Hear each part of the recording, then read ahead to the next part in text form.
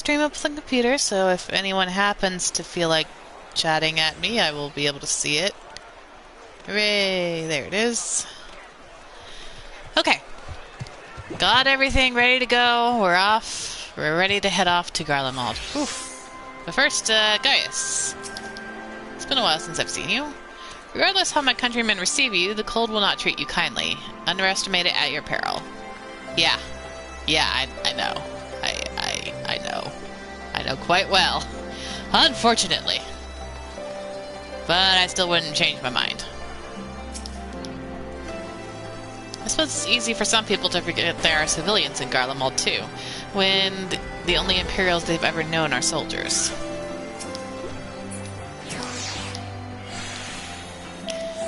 With the knowledge that our allies will hold the line in our absence, we may devote our attention to the Ilsabardian front. So that's Gaius Belsar, the horrors he must have seen. Many of his own making, I do not doubt. Oh, Graha, always very interested in everyone we get to meet. Like Gaius, I too stand accused of Varus' murder, though I am rather less recognizable on sight. Still, it's something to bear in mind once we reach Garlemald. I neglected to mention earlier that we received a report from our troops that may be of interest to you. While engaged with a lunar primal, a great worm swooped down from the skies above and came to their aid.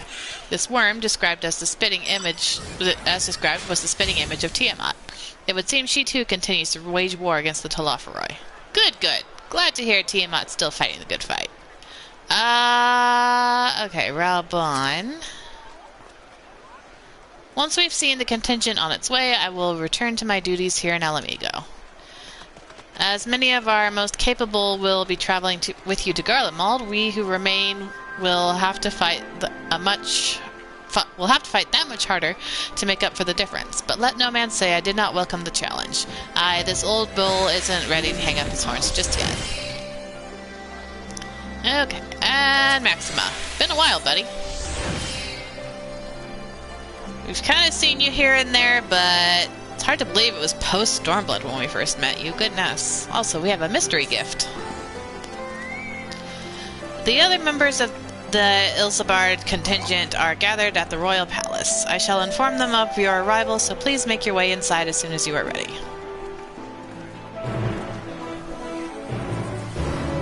Oh. I didn't put my glamored gunblade on. Oh well, I guess this one looks cool enough. It's purple. This is the one you get from the Tower of Zod.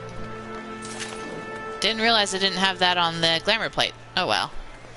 I take it you all still say the same thing. Yes, okay.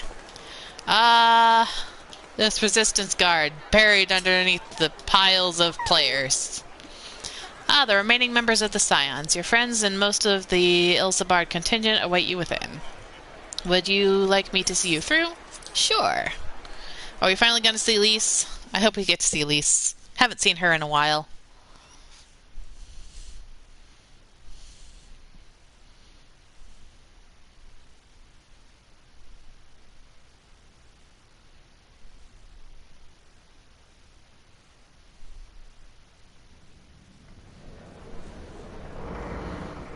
Good old Alamigo Palace. By the 12. That's quite a few people, including there she is. There's Lise. Also, Arun? Arun is coming with us? Glad you could join us. I hope you don't mind, but we went ahead and started without you. As you can imagine, our traveling companions were eager to become acquainted. 'Tis a rare thing indeed to see such a diverse and talented group of individuals assembled for a single purpose. True enough. We fight not only for the sake of Eorzea, but for the entire world, including the people of Garlemald. The people from the Bard quest line. Efforts of the Ilsabard contingent. And is that a Madeline? Indeed, which is why I am glad to find myself in the company of many trusted comrades, yourselves included.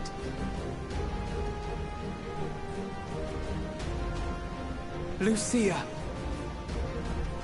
I have come at the behest of Lord Emmerich, who has honored me with the role of Ishgard's representative. It's been a while since she's taken the spotlight. not least my former homeland, I am determined to see this mission through to its end. We have a hard road ahead of us, but walk it we shall, together.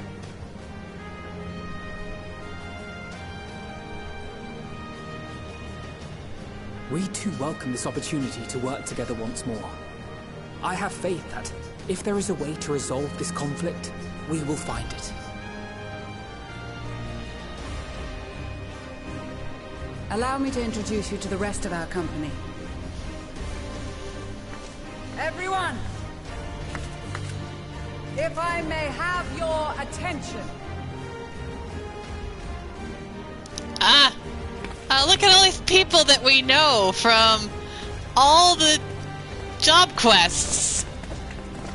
They're actually bringing them here. That is so nice. Oh, and Pippin too. Might I ask you to speak first?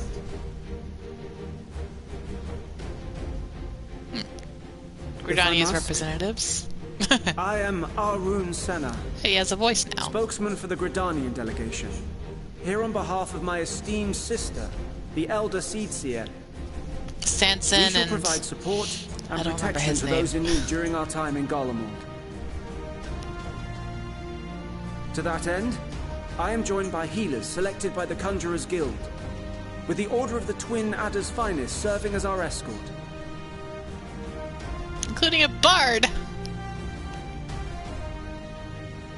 Of course, with an experienced white mage such Are as they gonna yourself acknowledge me accompanying every us as time? well, those requiring more involved treatment will be in safe hands. Raya O sends her regards, by the way. Oh, this is gonna be fun. If they're all gonna acknowledge me as, you know, what I am to them. Suppose I'd better say my piece. Sigurd, I feel like I should know you from something. Wait, I know you. Graha apparently knows him too. The name's Sigurd, in case you've forgotten.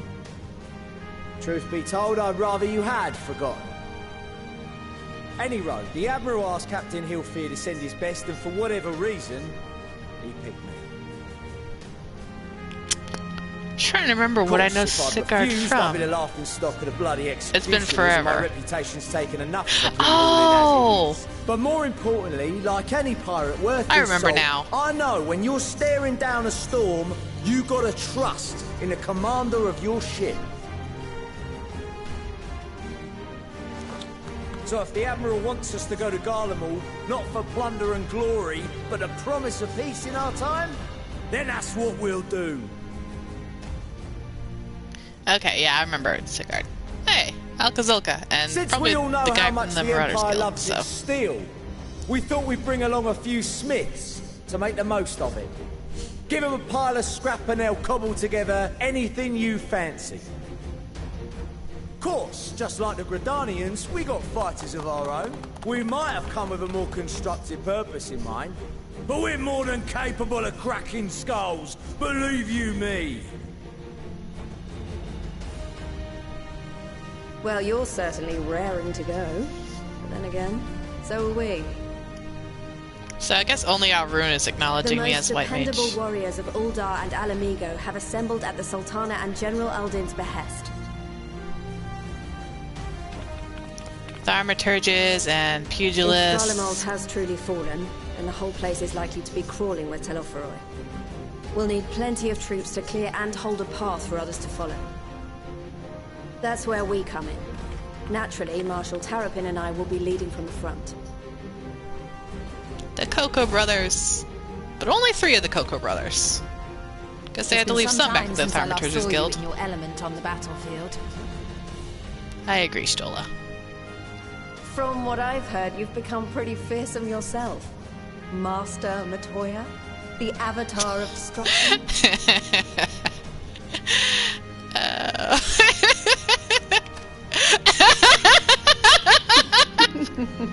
The boy's acting all With innocent comrades over like there. these, I know we'll succeed, no matter what awaits us. And then we might finally get a chance to enjoy a good long rest. But until then, let's give it our all. I have the machinist guy. All these As people. for Ishgard, we Temple Knights have come in force to uphold our nation's commitment to the peace and welfare of our allies. The bitter cold of Garlemald is a formidable enemy in of itself. Our experience fighting in ice and snow will prove invaluable in the days ahead. Yeah, Elise might want to, dress a little warmer than what she's currently I have been wearing. designated commander of the Ilzabad contingent. I will do all in my power to provide you with the leadership and guidance you require. The four high houses, House Hylinard foremost among them, have arranged for a host of machinists to join us on our mission. Glad to have Their more knowledge of guns. Imperial Magitech is sure to be a great boon. They will address any problems of a technical nature together with the Oh, smiths of Estinian's dad is Limsa coming Lorenzo. too. It's been a while since we've seen him. There is another awaiting introduction. Oh no, Madeline is coming with us! I Lord knew I saw him! Yes, Emanolaine de Forton, at your service. Welcome, honey. Though, Old lest boy. there be any misunderstanding, I should stress that I've not become a fearsome warrior while you were away. Rather, far from it, actually. My brother, in his infinite wisdom, decided this would be an excellent chance to make something of myself. Oh, and fight for world peace and all that. But should the opportunity arise for a spot of ballroom dancing, Madeline. I will be your twinkle-toed gentleman of light. Stop, please. You're embarrassing yourself. Stop, please. You're embarrassing me too. Oh my gosh. You better be glad I started considering you as an annoying brother. I dare say your fancy footwork may be all that stands between us and certain doom. Madeline. I love how I'm looking aside like I'm embarrassed. Huzzah! I cannot wait to regale Honoroa with my tales of daring-do. So we're not taking Honoroa with us? Like, how are you ever going to function, boy? I believe that concludes introductions for the Grand Company of Eorzea. It's so funny that they're Our actually allies from the taking Eastern Madeline Alliance with were due us. to arrive some time ago, but it would appear they have been delayed. Aw, Hien's not here? Would that be the shinobi of Doma? Well, I guess Hien probably wouldn't be coming they've here. been tasked with relaying messages back and forth between the various eastern nations. According to Lord Hien, however, an equally capable company of warriors has been sent in their stead. Samurai? Out of my way, you preening fool! Oh! Oh, hi! Magna, you're not gonna hit on Stola again, are you? Please don't. Hey, Forgive us Cyrena. for coming late. Long time We no are the see. delegates of the Eastern Alliance. We also have, I guess, some people from And you've brought Bajja. company. We were Bajja friends. For battle and blood we come, as the steppe is sorely lacking in both. No towers befoul our lands, so we marched on those of Doma, only to find them beyond our reach. Oh, they also brought a bunny girl. Slaughter will be slaked. No quarter to the enemy! Okay, Sadu calm Hatun, down, no. Sadu. We go to make peace with the Iron Men, not war. Chill down. Settle down there, Sadu. Warriors of the Steppe, we've heard many tales of your bravery. We welcome you as allies. And these other ones you have brought are... Members of the Dalmascan resistance group. Oh, okay, Lentes Dalmasca. Tears. Okay, that's where the bunny girls come from. I see they're all dressed in Fran's and the outfit. Bosnian resistance. No, and the Bosnian resistance, yes. Between them, they have a wealth of experience in espionage, and are particularly adept at infiltrating Imperial facilities. Which is fortuitous, since Garlemald's domain is so vast that I could never hope to handle reconnaissance duties all by myself. Good. Dalmasca, Bosnia, Alamigo. All lands which have suffered the tyranny of the Empire. I would never presume to question your motives. Nevertheless, I must reiterate that our goal is to aid the victims of the Telophoroi, the common folk of Garlemald. And they are victims, make no mistake. Though I understand that many may struggle to see them as such. But, like, seriously, a lot of these You're people more need to find than warmer you know. clothes. For every one of us that answered the call, there were a dozen that refused.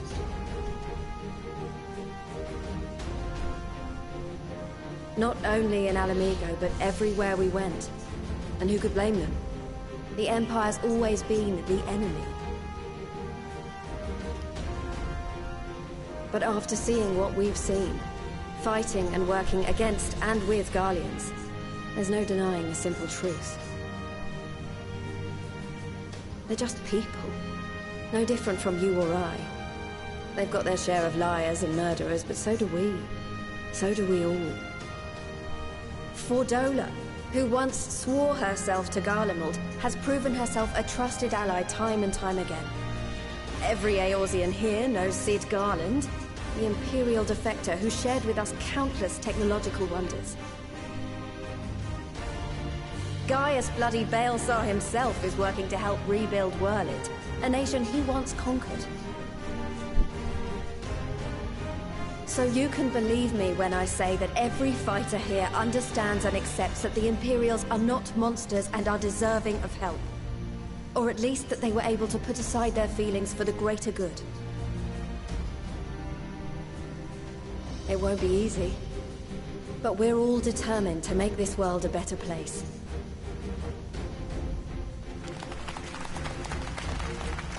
I will not mention my motives for wanting to go to Garlemald. Concerns I may have had were clearly unwarranted. I agree with everything you said wholeheartedly.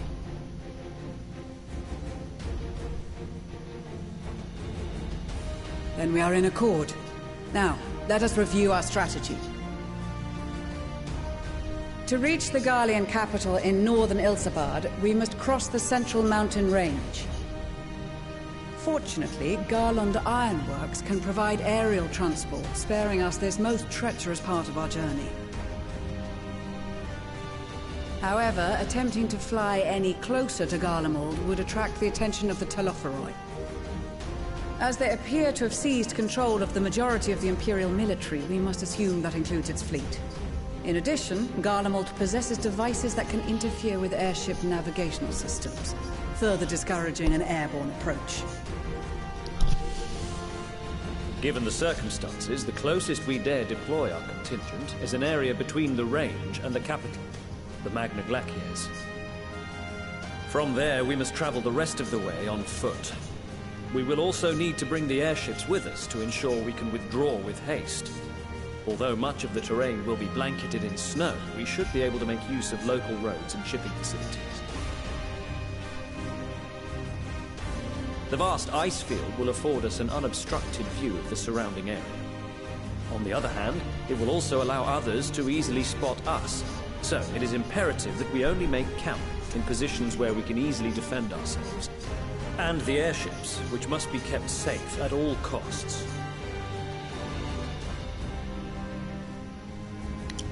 We cannot account for every possibility, so we must be prepared to think on our feet. We will be tested. Sorely tested, I expect.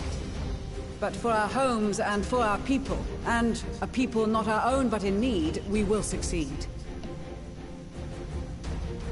Spare no effort in your preparations. Once we depart, there is no turning back.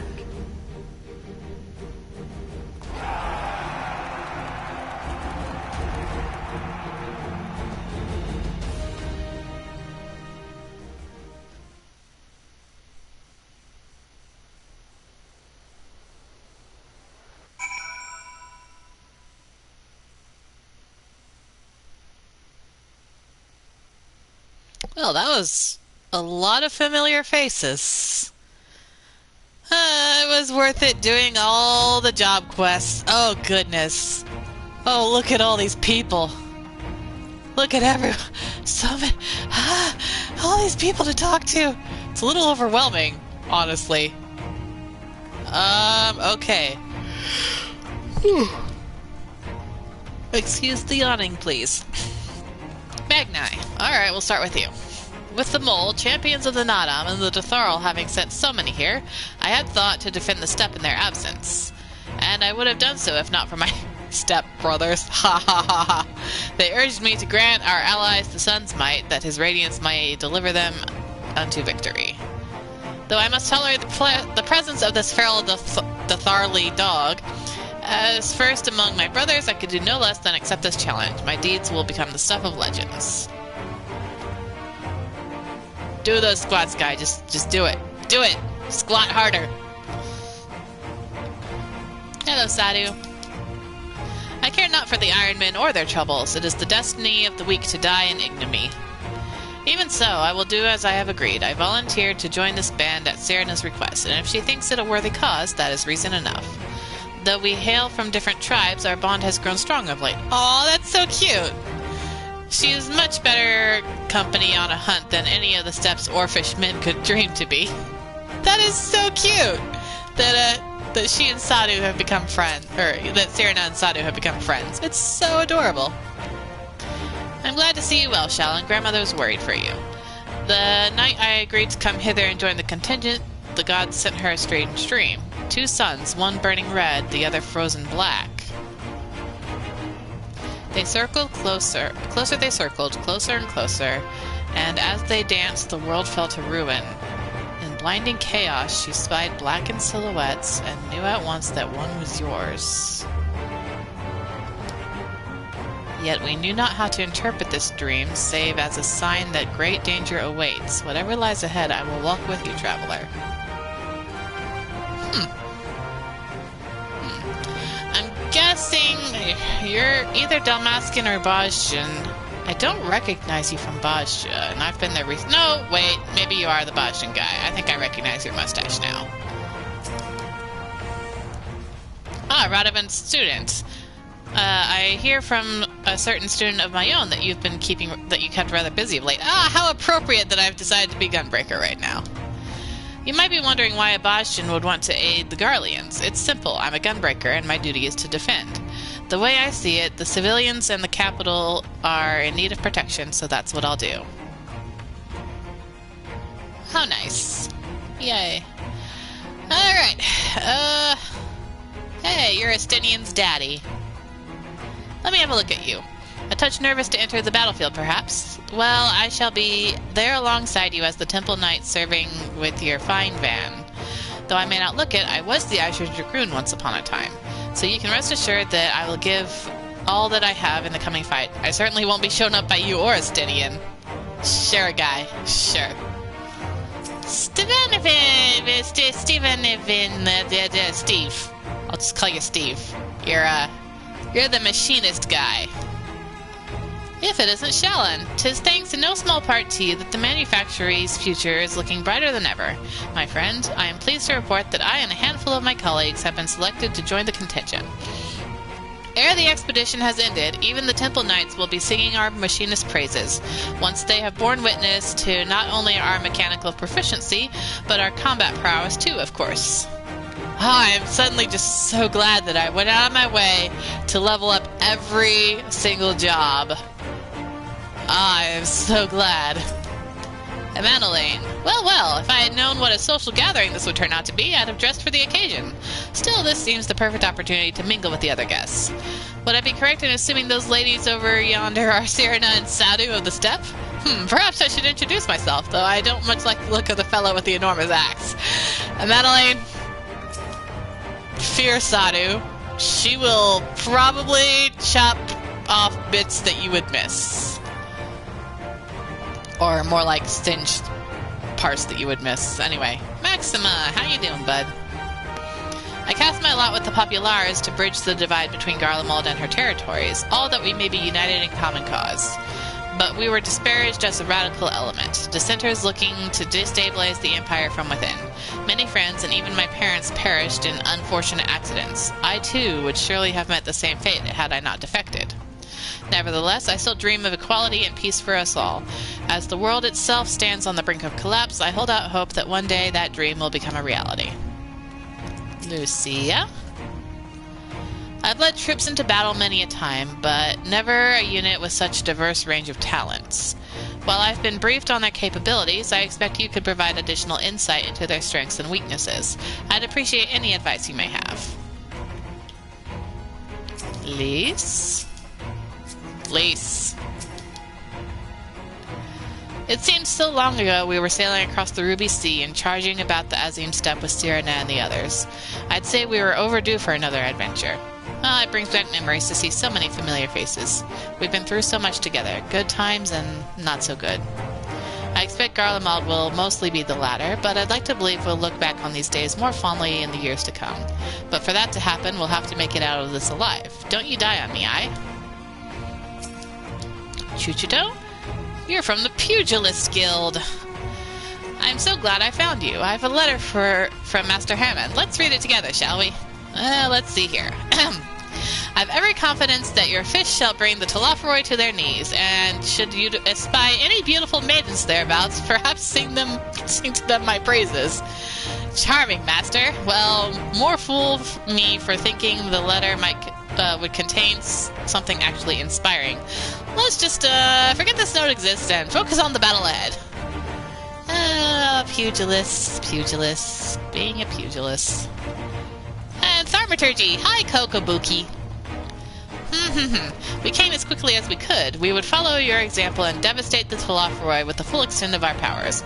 Worry not for your brothers, Boosie. We will return soon enough. Aww. Aw, poor Kokobusi.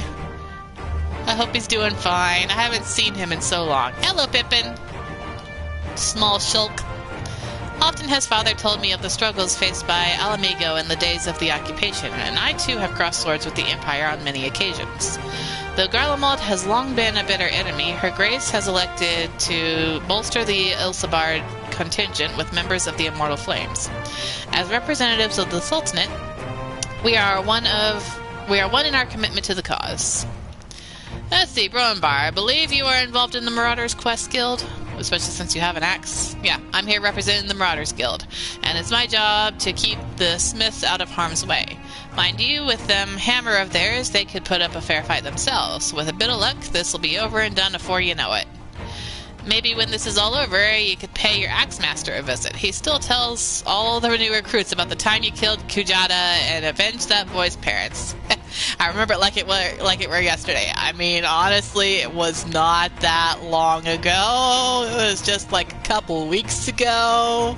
LOL. Hey, Sickard, you're that guy from the 5.5 patch. I'm pretty sure 5.4 or 5.5, somewhere around there. Until the Empire fell, Garleans were the only ones we was allowed to impose tariffs upon at sea. Weren't easy pickings, but I made myself a pretty gill. Since they've been so generous to me and mine, perhaps it's time I returned the favor and gave a little something back. Kazulka, you are a member of the Marauders Guild, and you were involved in the Scholar Quest line. Very heavily involved in the Scholar Quest line. Greetings, Shallan. Time has come for us Marines to show our valor upon the battlefield. All who see us will know our name and quake before our might. To victory, come hells or high water! Do those Tonberries proud, boy. Do those Tonberries very proud. Okay, Arun. In case you were wondering, Ashiva will be staying behind to defend the Twelveswood with my sisters.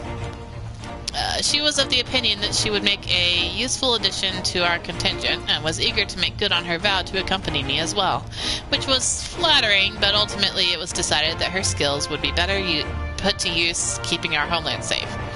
I am of course obliged to share with her every detail when I return. Oh really? Is she really that into you? Fascinating. Hey, Guidalo, that's what your name is. I can't lie to you, Shallan. I wasn't entirely for this whole thing when Sanson spoke to me. But if it means being your brother in arms, then who am I to pettifog? I shouldn't be so hard on him, I suppose. This bard unit is quite impressive, really. Yes, one must give credit where credit is due. Rather uncouth for one to do otherwise, after all. Guidalo, and Sanson. Both Sanson and Guidalo are involved in the bard quest line, from beginning to end. Our prowess has finally been recognized by the Order of the Twin Adder. Naturally, Guidalo is also here. Whilst his ability as a bard is unmatched, I do worry about his judgment. However, you need not. I shall be keeping a close eye on him, I promise. Okay, now... Stinian? I did not expect to see the other former Azure Dragoon here, of all places. As he well knows, I'm not one for verbose greetings. We shall instead let our lances do the talking once we are on the battlefield. Then we'll see if the other has been diligent in his training. Is that really any way to talk to and about your father, boy? Come on, Estinian, go give him a hug. Alphino. We've been part of joint military operations like this before, and with far greater numbers, but for some reason this feels very different to our previous experiences. Despite having shared little more than introductions, there is already a palpable sense of camaraderie. Graha. This is extraordinary. To be in such company, the finest our allies have to offer. With comrades such as these, we are bound to succeed. I am certain of it. You keep that positivity, Raha. Stay happy, stay positive, stay cheerful. Elisay. I was half expecting to find the man who taught me red magic amongst our number, but he's nowhere to be seen. That's true. Where is Rune? Where is Rune? Why is he gone? I suppose he's had his share of unpleasant experiences with the Empire, but so have we all. Perhaps there's some other reason. Well, in any case, I have a feeling I'll see him again once this is all over. I'm sure he'll be pleasantly surprised by how much my swordplay has improved since we last met. Where is Rune? I want to see Rune. Why is he not here? Hello, Arianje. Blessed are we to have made countless steadfast allies o'er our journey's course. Indeed, we are joined today by many new acquaintances who, in time, shall we come to call our comrades, and mayhap friends. Tancred? I have close ties with the scouts of the Eastern Alliance and various resistance groups, and they're an absolute joy to work with. Yeah, we don't have our ninja friends here either. No Obero, and no, Katsu? I think his name was Katsu. Alright, Stola, I guess you're the one I'm talking to. Besides the delegates assembled here, the Amalja and several other tribes offered to send troops of their own. Unfortunately, due to their physiology, many would struggle to simply survive in the harsh climate of Ilsabard. They would also likely prove tempting targets for abduction by the Telophoroi. All things considered, they can better aid the cause by bolstering our defenses in Eorzea, though their eagerness to do more has been noted. We few shall have to suffice. Ere we embark, we must distribute the warding scales to our comrades. Care to do the honors? Oh, now I get to talk to everyone again? Oh, okay, not everyone. Just the leaders, I guess. Alright, Lucia? Warding scales for the Asgardian delegation, I take it. There you go. Many things. These talismans may prove to be the deciding factor in the battles to come. I find myself conflicted by this foray into Garlemald. Sent by the Empire to infiltrate Ishgard, only to throw in my lot with those whose secrets I was supposed to be sealing. And now I lead a mission to save the countrymen I betrayed. But this is doubtless why I was chosen by Lord Amric. He would have me put my extensive knowledge and former ties to good use. I will not disappoint him. For the future of Ishgard, Garlemald, and the world at large, I will lead us to victory. Lys? I have such a hard time selecting Lys. Is that a set of warding scales I spy? Not that I would know what they'd look like.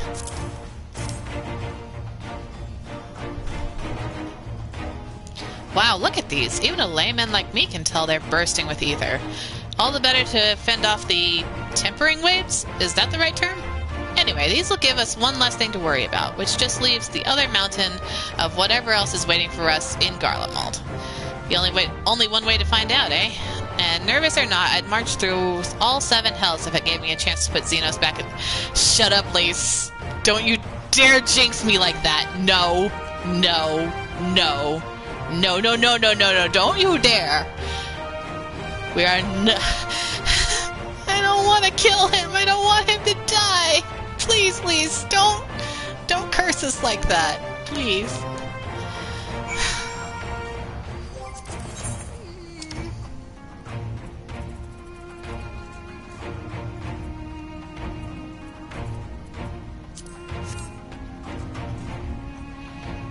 I don't want to kill him! I don't! Sigurd, I hear you got something for us. Ah, them scales everyone's been talking about. Pretty little things, ain't they? Reckon they'll be worth a kill or two when this is all over, but we'll hold on to them for now. And one more thing. I know what you're all thinking. Why didn't they send Einzar instead? Buggered if I know. All the Admiral and Captain Hilfrer told me was they needed someone to help safeguard the future. And here I am. Can't say they haven't got a sense of humor. Of course, some of you might be wondering what good a pirate is on dry land in the middle of the sodden snow of all places. Well, me and my crew will do what needs doing. So let's set sail, or however the saying goes on airships. Rune? Yes?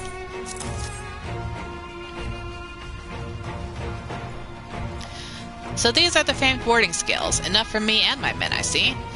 I myself am especially grateful for this opportunity to visit distant lands. I wish to follow in the footsteps of Master Autoa and learn all there is to learn of the star we call home. Indeed, that is the primary reason I volunteered to join this expedition. To journey outside the Twelveswood, much less enter the Imperial territory, is a rare privilege afforded a Pajal. Not that I am tagging along to see the sights. The Garleans would benefit from my healing magics, as would our comrades should fighting break out. And Serena. We heard it would be cold in Garlemald, so we came prepared. I don't think Sadu came prepared. She don't look like she'll be too warm. Only 2. Okay. Oh, okay, it's just a pile. Alright, each one represents a pile. Oh, the talismans. We are to keep them closed at all times, yes? I will see that no one misplaces theirs. Ah, and before I forget, I have a message from Hien. Ooh, message from Hien! In distant lands and times of strife, together stand, together fight. In darkness shines the light of life.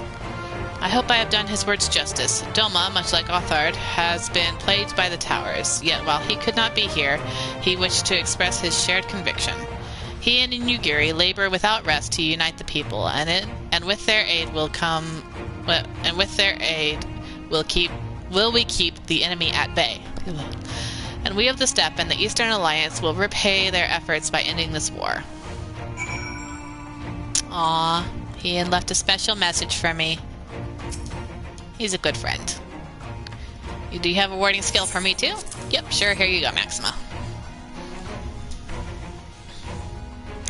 Thank you for this, and for going to such incredible lengths for the sake of my people. Though I have little to offer in return, I would impart some advice if I may. You have been told by many to wear the cloak of Ilsabard, and I cannot stress enough that this is no token warning. I will be distributing specially made warning tinctures, courtesy of the Alchemist Guild, but understand that they are no substitute for proper protection. I leave the provisioning of said protection to your discretion. Now let us proceed to the Alamigan Quarter. While you make your final preparations, I will have the pilots ready the airships.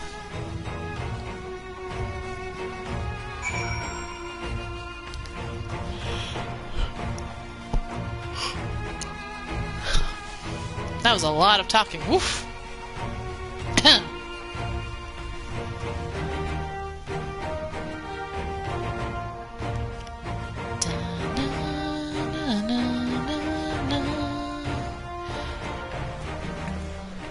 Ah! More players! Alright, let's see. Stola? It's something of a constant refrain that we require warmer clothing. My present garb may be lacking, for a collar notwithstanding. Yeah, your neck's a little exposed. Well, then so is mine, but, you know. Ryanje, you definitely need more clothes. Come on now. Look at that. That does not warm you up at all. Concoctions to fortify the flesh against wind and cold are commonly sold in the Eldon markets, though they are of dubious provenance and efficacy. 'Tis said, however, that in recent days the Alchemist Guild hath produced a tincture capable of such a feat. Mayhap the achievements of their Thavnarian counterparts did spur them into action, that they not be put to shame. Seriously, Urianger, you need better clothes. Your arms are just completely exposed. And that tunic just looks cold. Tancred. This coat is quite warm, but I have something rather thicker for occasions like these. There's no telling how long we'll be out in the open, and we can't go starting fires willy-nilly if we want to avoid detection. Alice? If you've anything you still need to take care of, you'd better see to it now. Raha? Since my revival, I've been lax in expanding my limited wardrobe. I think we have time for a quick trip back to old Sharlayan? I recall a rather fetching coat. Oh, Graha. Oh, my precious brother. Stenian? Preparations? I've got my armor and my lance. What more could I need? Oh, if you say so, Stenian. Okay.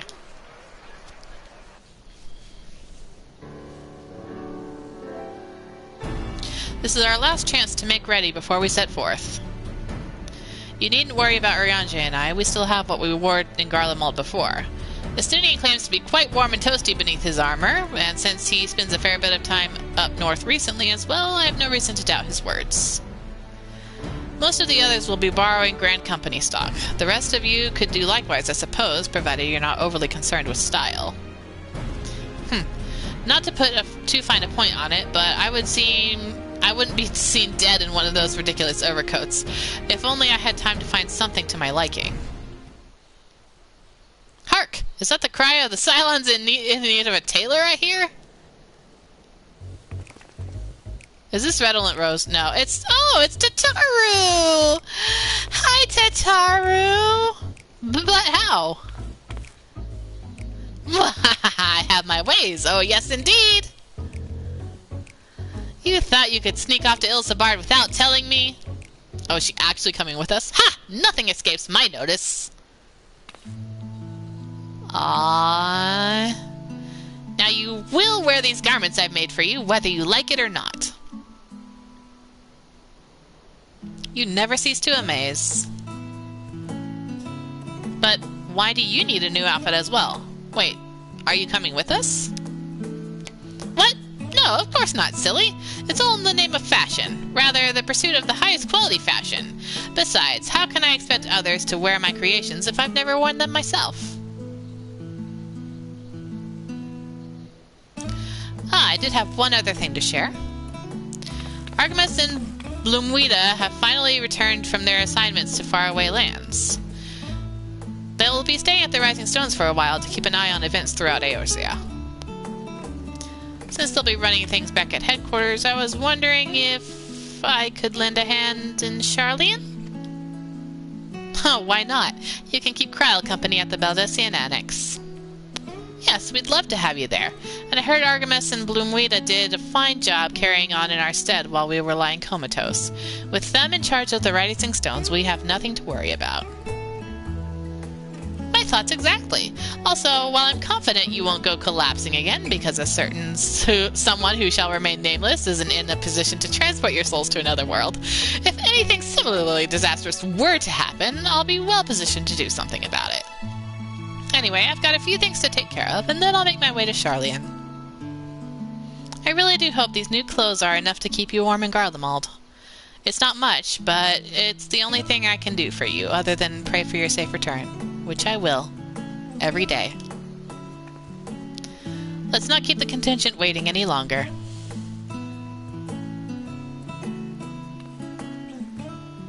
Here are your winter woolies, handcrafted by yours truly.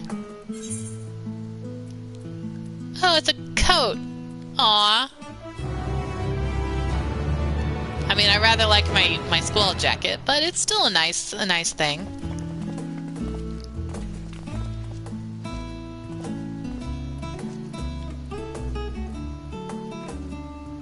I'm definitely throwing that coat in the glamour chest. Oh, hey, I got a card. I also got a minion. And a lot of other junk that I just need to sell or something. Ah.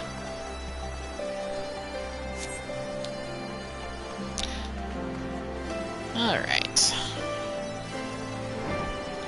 Let's just go ahead and see how it looks, though. Yep, it is definitely just a glamour item, but not bad.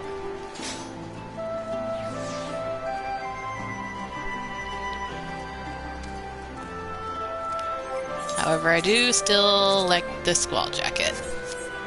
Like, yes, my neck is super exposed, but, I mean, Shallan has worn her dancer ensemble in Garlemald before, albeit very briefly in the cold before she got indoors, but still.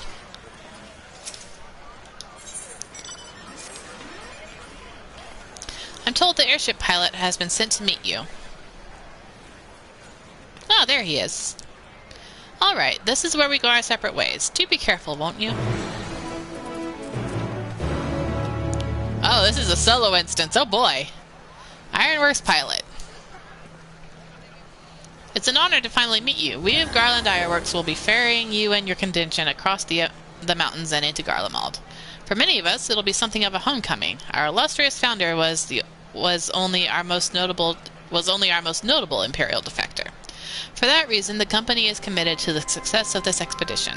Our resources are at your disposal, and if there is aught we might do to be of further assistance, please do not hesitate to ask. If you are ready to depart, we will ready the engines. Upon boarding the airship, several cutscenes will play in sequence. At least this time they finally remembered to give us the solo instance glowy thing when we're about to go into one of these. Sometimes when they have this going on, they don't put it on. View cutscenes in their entirety. In addition, you will be required to participate in battle. Your progress will be saved at certain points. Okay.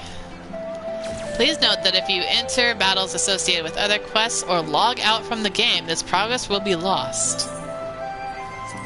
Okay, well, time to put this solo instance to the test. Let's see if I have the sanity.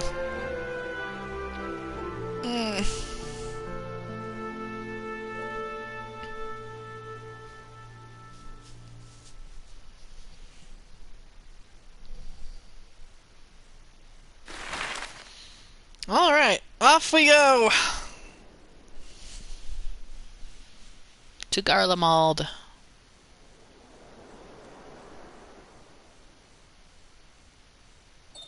Ilsabard, divided in twain by a vast mountain range. Those who would traverse its jagged peaks face peril at every step. But why go by foot when one can simply fly?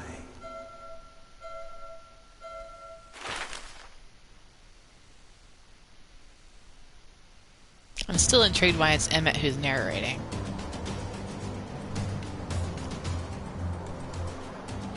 On the outskirts of the Imperial capital, in the frozen wastes of the Magna Glacius,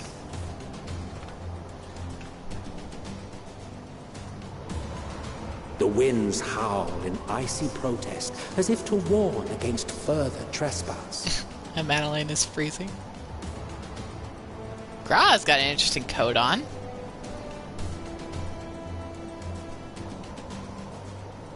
Rune, you look cold. Please put something on your legs. Ooh, I really like Graha's coat. I'm just saying. I really like it. We've received word from Thancred's reconnaissance party. They have sighted a detachment of heavily armed Imperials. Survivors of the Civil War, perhaps? Perhaps, but there is more to it than that. Maxima reports that they are led by Vergilia, legatus of the 3rd Legion, which comprises the bulk of their number. However, they are also joined by several members of the 1st. From what I recall, the 3rd Legion fought for Nerva in the War of Succession following Varus's death. The 1st, on the other hand, were under the direct command of the Emperor and rejected Nerva's claim to the throne. These legions were enemies. Indeed. In fact, our sources claim that it was a conflict between them that sparked the Civil War.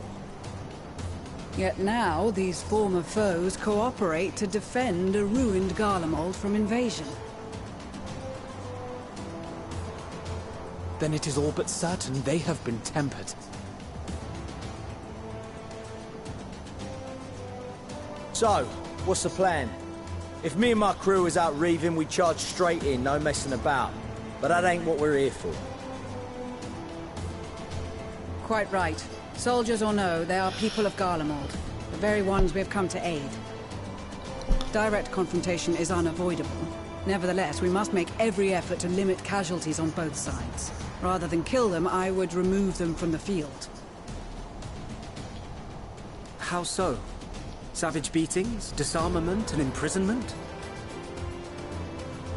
Not impossible, but easier said than done in the heat of battle. Arun, you just look so cold. Oh, he's Having got observed the that outfit opposition, again. I imagine Thancred had something to suggest. I recognize that outfit. He did. He and the other scouts have already infiltrated a supply depot some distance beyond the Imperial detachment's current position. Stored within is a stockpile of Magitech armaments, and once we give the signal, Thancred's team will destroy them all. In so doing, we will deprive frontline troops of materiel, and likely force the detachment to send men to investigate. Divide and conquer. Not a bad idea. Once the scouts have finished their preparations, we will split into two groups. The first will form the vanguard, while the other brings up the rear with our supplies.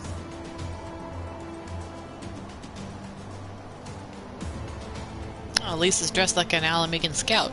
Interesting. As for the Scions, I ask that you lend your assistance where you deem it needed most. I would prefer, however, that you accompany the rearguard and be prepared to join the van at a moment's notice. Kept in reserve as our trump card, so to speak. Can't let Xenos know I'm here too early.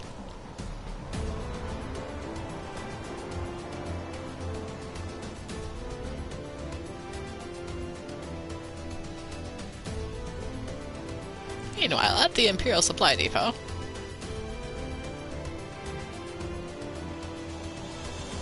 Very hardy trees.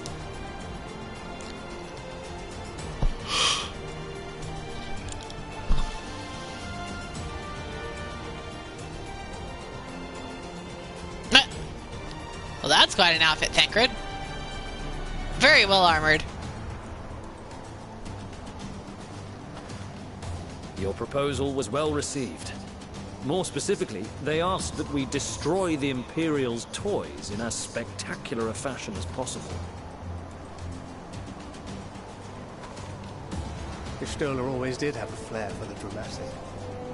She's not an easy woman to please, but I shall do my best to satisfy her thirst for fireworks. All right. Once more for my peace of mind. Our first objective will be to rig the enemy's Magitech with explosives.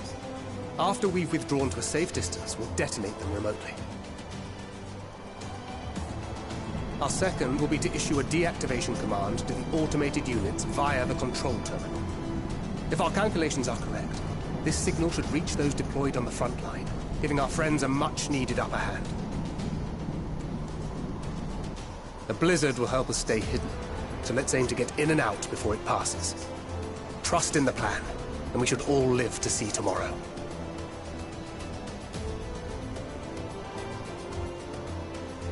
In the meantime, I will relay messages back and forth as the situation unfolds. You'll forgive me if I ask again, but are you certain you wish to play the lone wolf? Wouldn't have it any other way.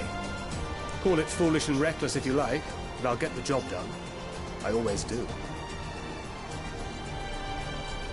Very well. I wish you the best of luck.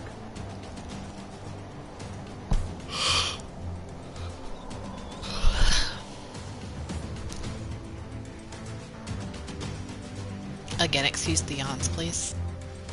It is getting a little late. But I'll at the very least get through this solo instance before I have to go to bed. You know, I really should just be able to stay up until 10, so I do have another hour I can do this. It's just, I'm gonna be yawning. Please excuse them. I'll probably be yawning even worse tomorrow because I start work at 6 o'clock in the morning. Whee! I might take a nap before I start streaming. Ah, I get to play as Thancred, oh boy! Bewilderment Bomb. Silent Takedown. Swift okay. Well, this is a thing.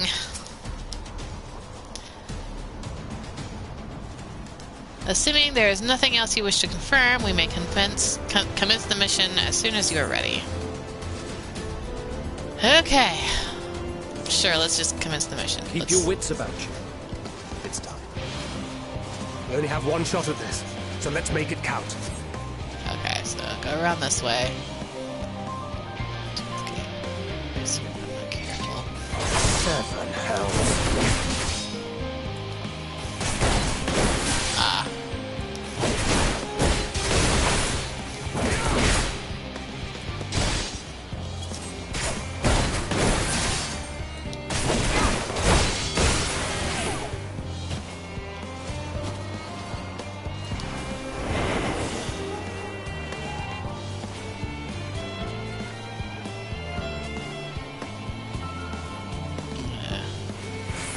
Silent takedown to neutralize the tempered. Okay.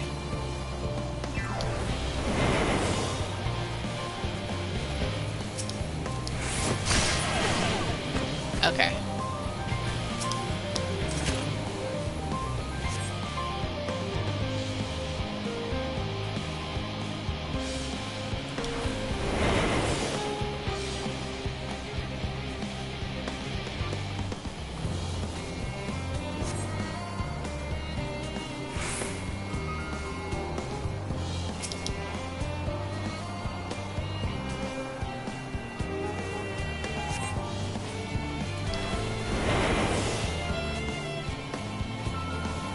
I have to do that as well.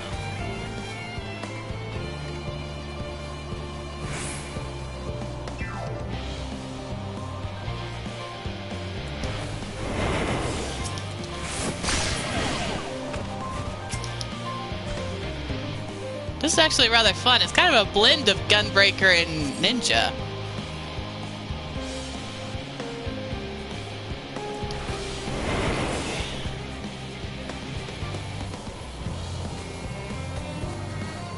Please go away, Slasher. Okay.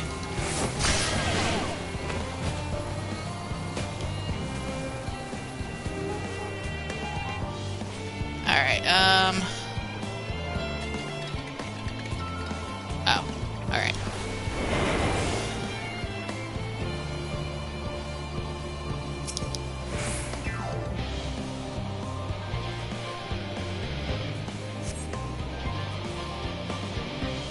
Okay.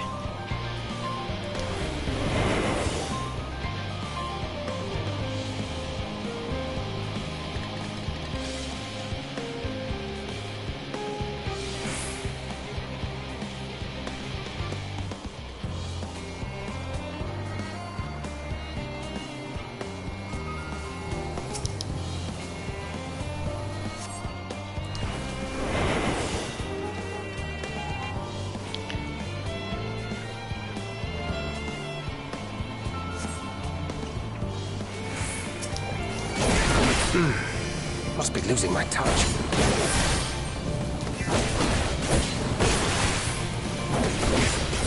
Oh, okay, I should have used the bomb. Okay.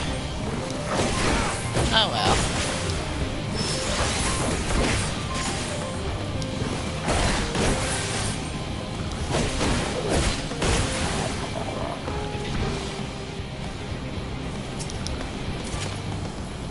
That's what the bomb is for. Okay.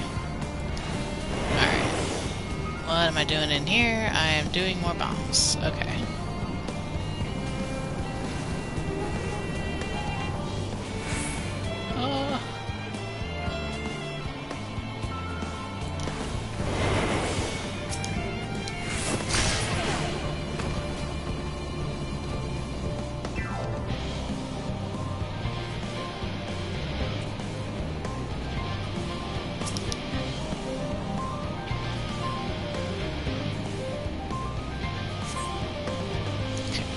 That.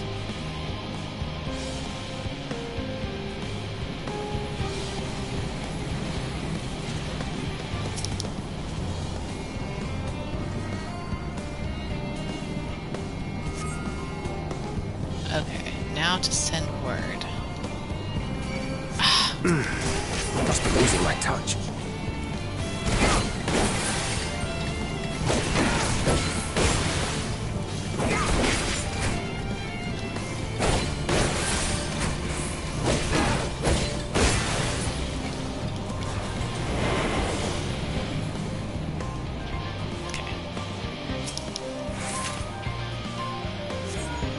This is Thancred. The explosives are in place. Very good. All is proceeding as planned. Head to the control terminal.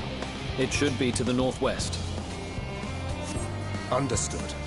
Have the others wait at the rendezvous point.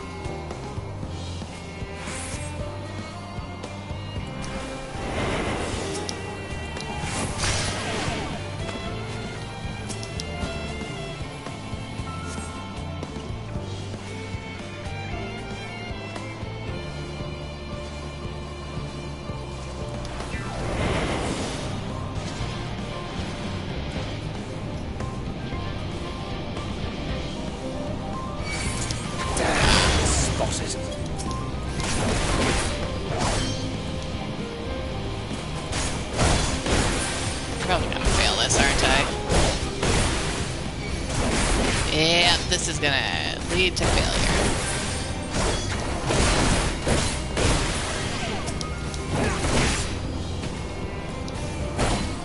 Yeah, this is gonna be bad.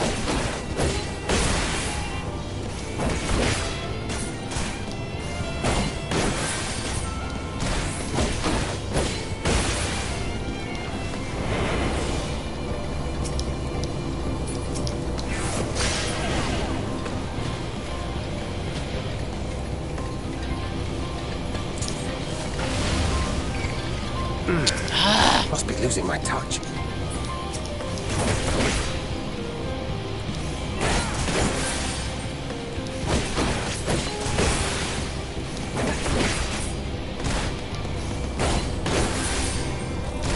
I'm probably gonna fail this.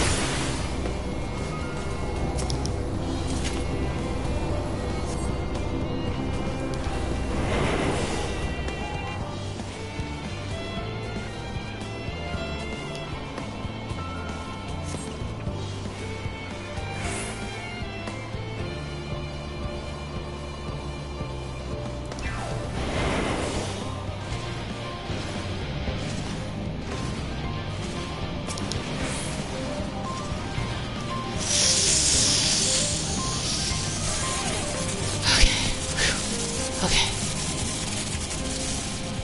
Now withdraw from this plane. Alright. Okay, I managed to not fail somehow. That was a close thing, but I somehow managed. Whee!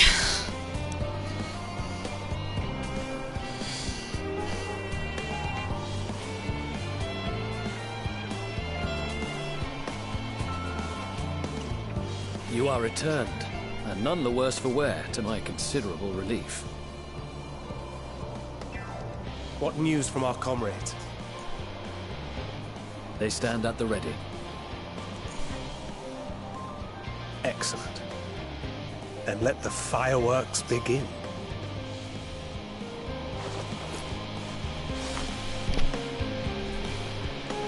Time for big booms.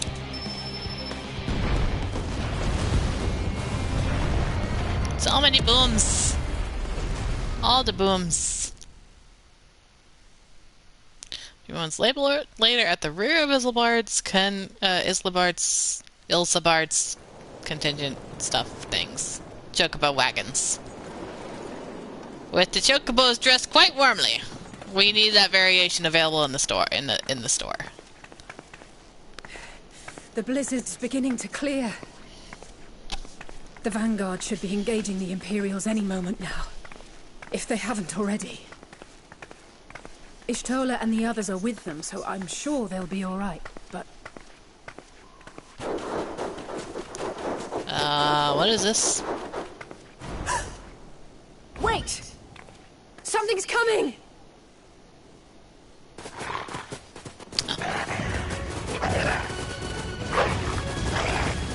Oi, oi! Looks like we ain't the only ones who sent out scouts. Keep them away from the carriages! We lose those, and we're as good as dead!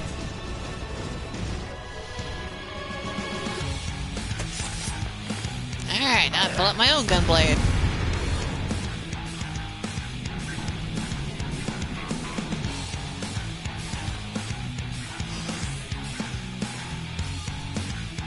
You will fight a Sharlayan. Hooray! Fighters! Protect the others!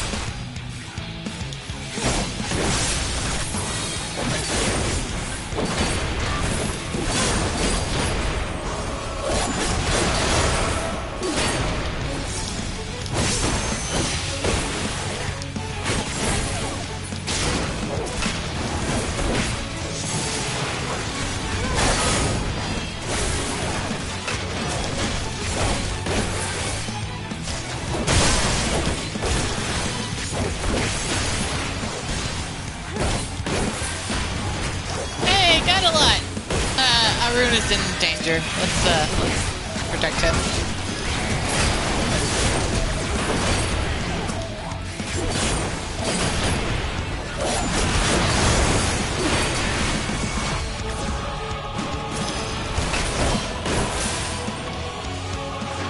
The rare occasion where you get to see NPCs actually play as the jobs rather than just the classes. Keep the carriages safe. Mentally troops. Take it, that's these people? I don't see him, Madeline.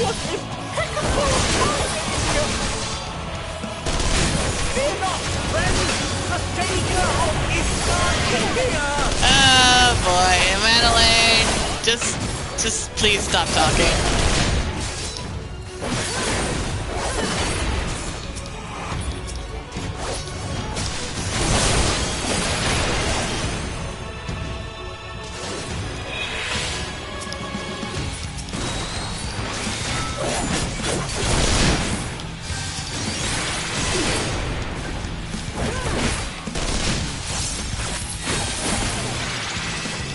Estebanian. You are here as well. Okay. A fine That's everything. display, but the other carriages are still in danger. Yes, and Madeline, shut up. We'll hold the line.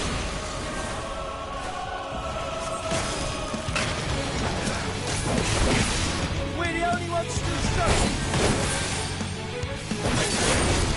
Oh, we put our backs into it.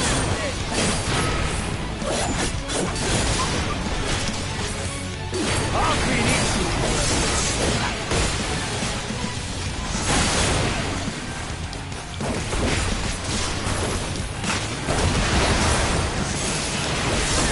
We'll all be safe, I promise.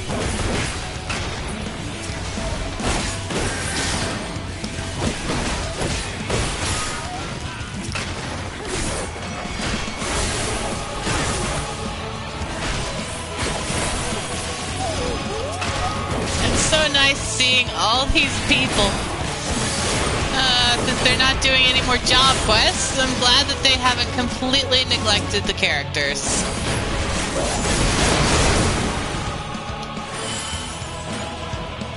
Oh, hello.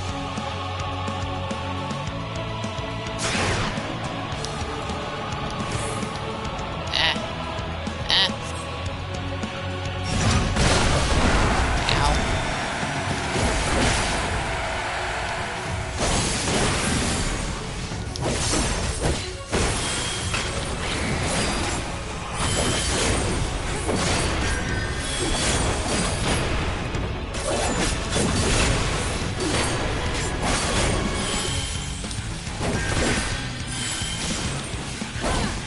It's almost down.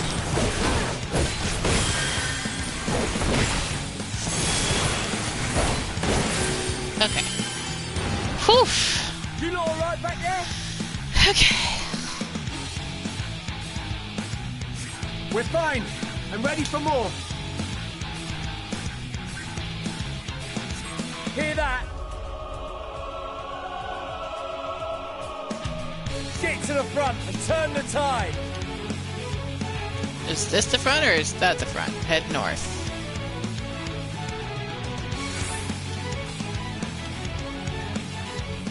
Okay, alright, we're good. I don't think it said duty complete, did it? Hang on, let me look. Nope, didn't say duty complete. Alright, we're still going. Meanwhile, on the front line, who am I playing as here? Am I playing as Stola? I think it implied I'd be playing as Stola. Oh, look at Lise. Still doing her Lise things.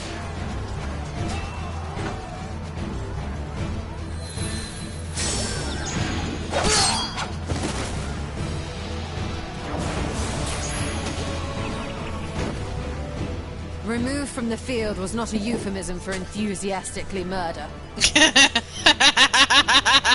It's nothing that won't heal in time. It's like, don't kill them, Estinian. Their tempering has made them utterly fearless. Subduing them would be easier if they had the capacity to submit in the first place. Well, this is the path our young chargers would have us walk, and that we all agreed to follow. You knew it would be hard, yet still you pledged your lance, did you not?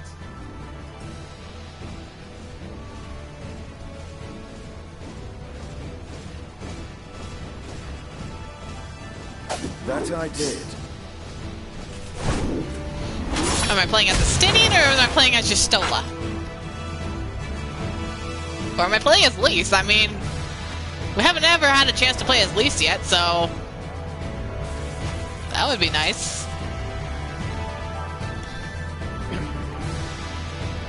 Sirena is so cute. I still love her. She's so adorable. That is That's a Begilia. weapon. Damn it. I need to help the others take her down. Do I get to play as Lise? Finally?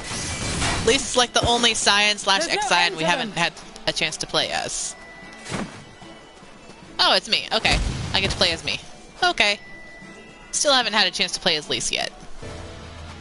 I was wondering when you'd turn up. Yes, yes, I'm here. Now I got my gunblade. There's no stopping us now. Come on. Let's show them what we're made of. Pippin has a Dark Knight stance because the weapon he got is actually too big for him. Technically it shrank because it shrank to Lalafell size, but you know. Alright. We have them now.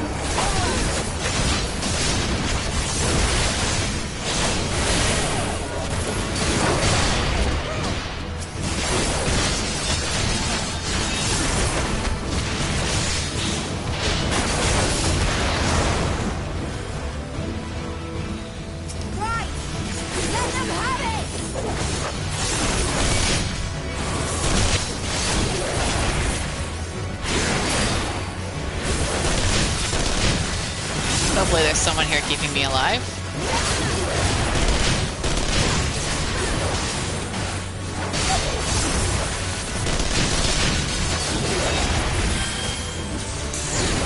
Someone's limit breaking. Somebody's limit breaking. Small shulk.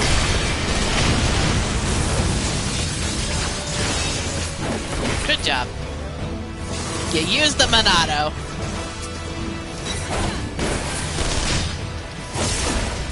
I can't reach that person. I can't reach Magnite to stack on him.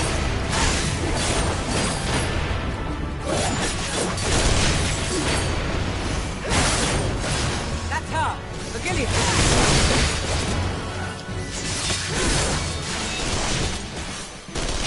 Do not fall behind!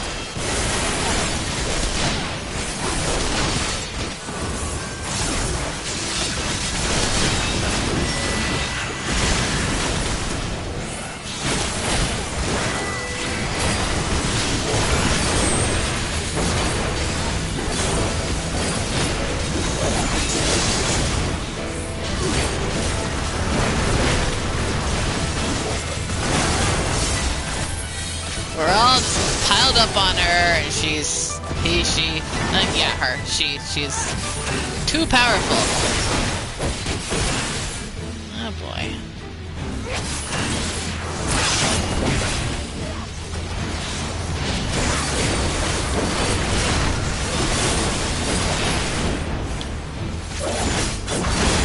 Doesn't help that most of us seem to be tanks here.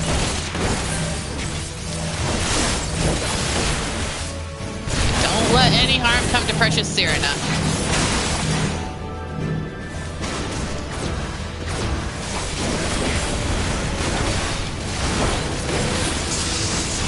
I don't think this makes any difference difference in solo instances, but as we'll see.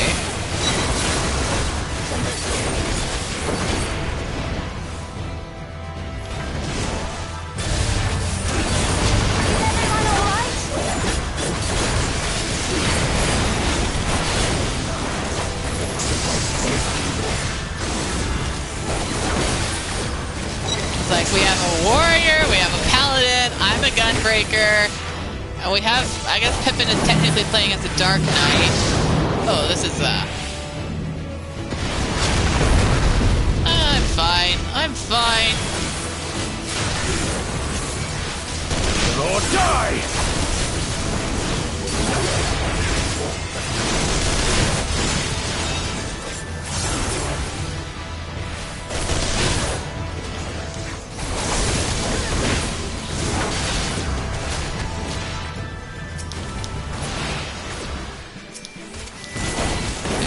Continuing to fight this person.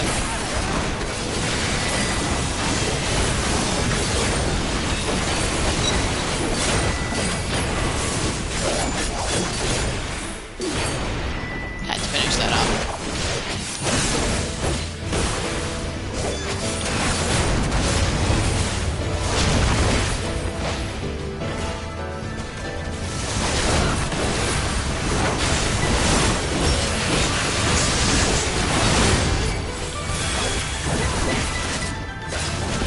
A little crazy.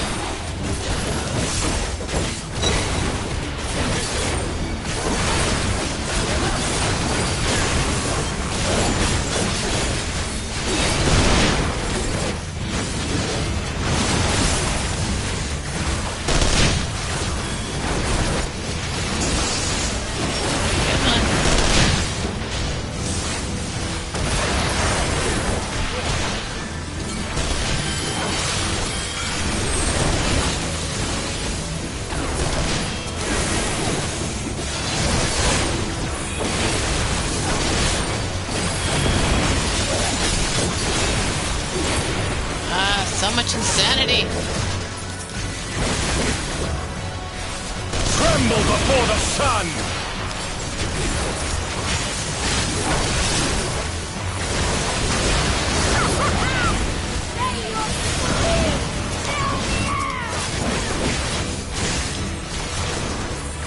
Five seconds. 5 seconds to get these things up.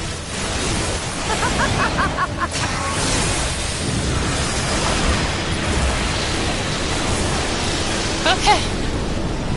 Oh, thank you, Sadu. Whew. That was a thing. Oh boy.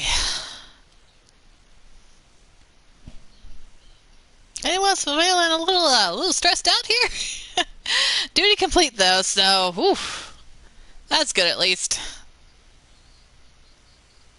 Definitely could have done better on the Thancred bit, but other than that, went fine.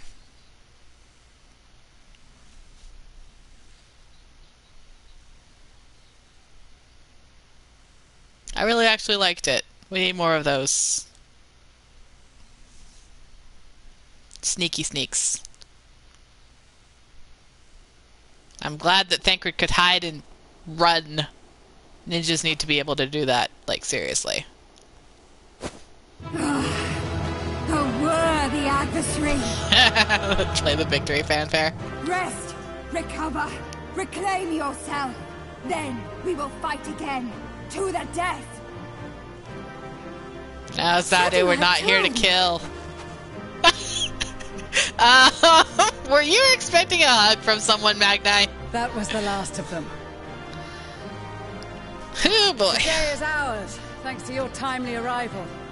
What of the supply caravan? It's fine.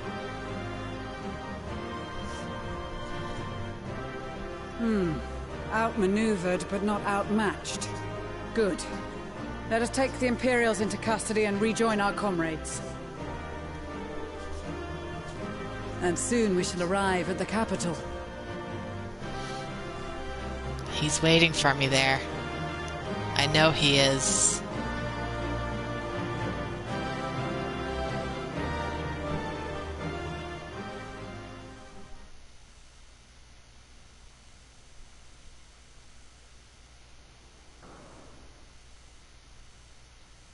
So cold and unforgiving.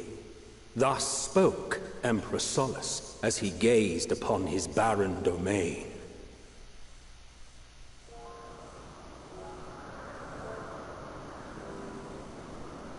"800 years it had been since the Garleans first set foot here.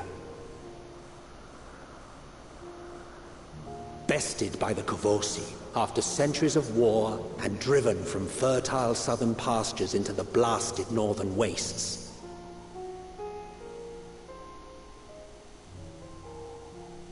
In that garden of desolation, they clung to one another for warmth, freezing, hungry, desperate, hated.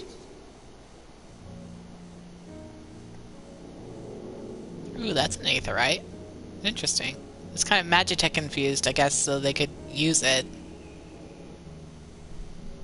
The chosen, forsaken.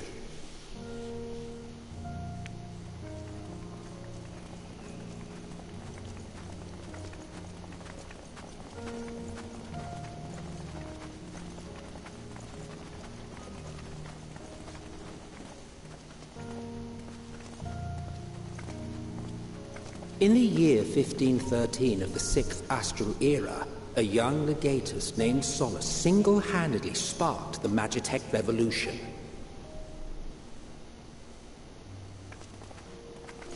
Yes, we know that was you, Emmett. How did he conceive the machina that feed on ceruleum? Once a common, soft-spoken soldier, how had he so quickly ascended through the ranks? Like so many others, those who knew the truth are gone. Taking in the capital with his eyes for the first time, I recall thinking to myself, far colder on the earth than in the heavens. Yes, far colder indeed. Bitterly so.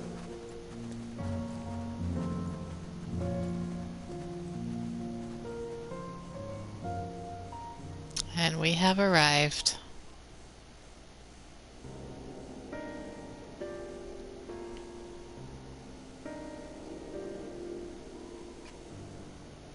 Not so much as a whisper.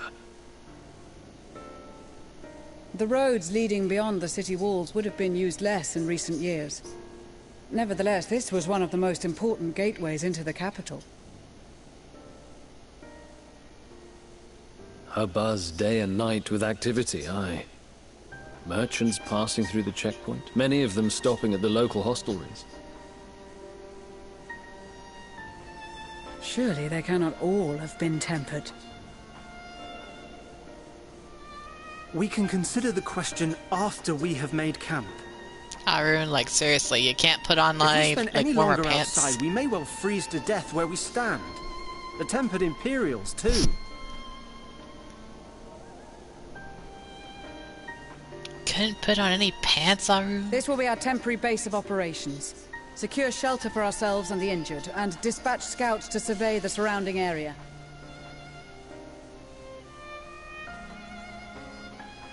If we're planning on staying here a while, we ought to give this place a proper name. Well, the constant sound of ice cracking underfoot makes me think of broken glass. An apt name, perhaps. But enough of this. To work, everyone!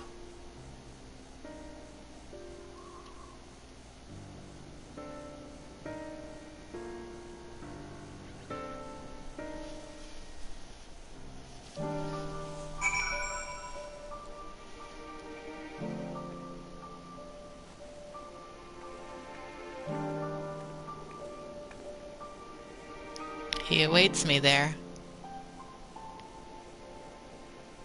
Our long-coveted reunion.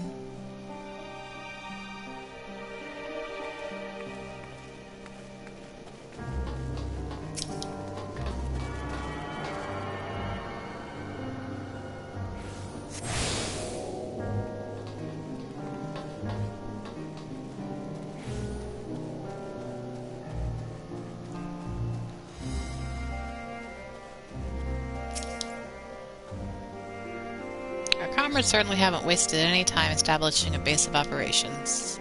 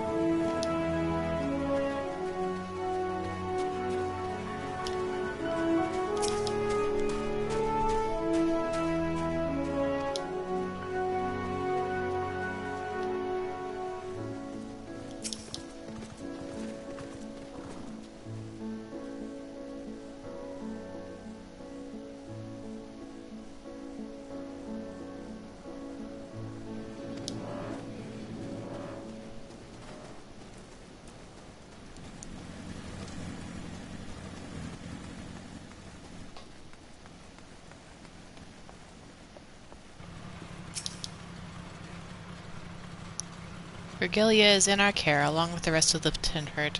Glory to Garlemald, they still whisper in their sleep, even as they writhe in pain. Raban taught me a lot about military strategy during exercises in the fringes, coordinating units with wildly different capabilities, surveying and securing hostile terrain, that sort of thing. Now I have a chance to put his teachings into practice.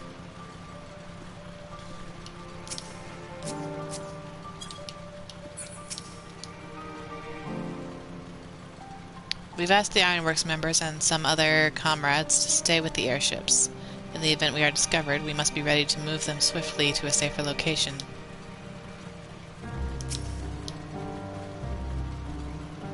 This is all that remains of Laternum. Homes become empty husks. If this is the state of the outlying villages, I dread to think what has become of the capital.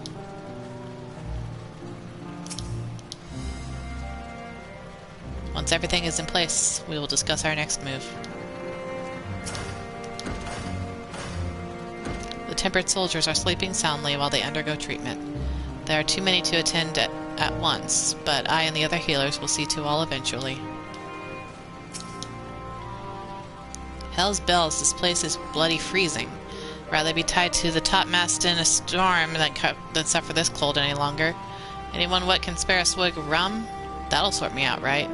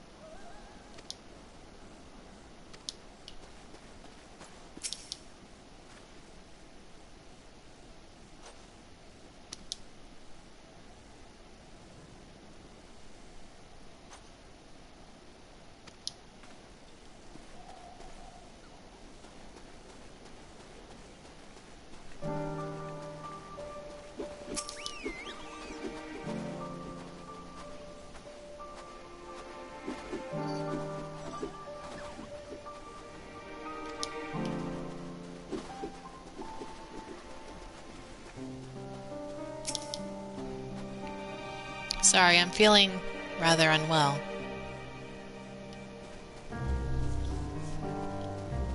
I am concerned about that, Y'shtola.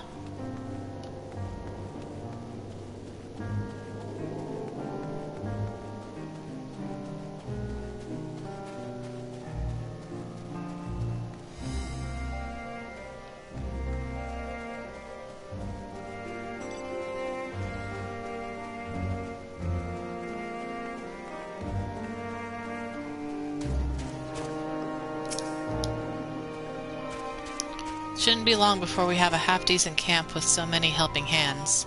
I was concerned the snow might hinder our progress, but our Ishgardian friends are used to working in conditions like these.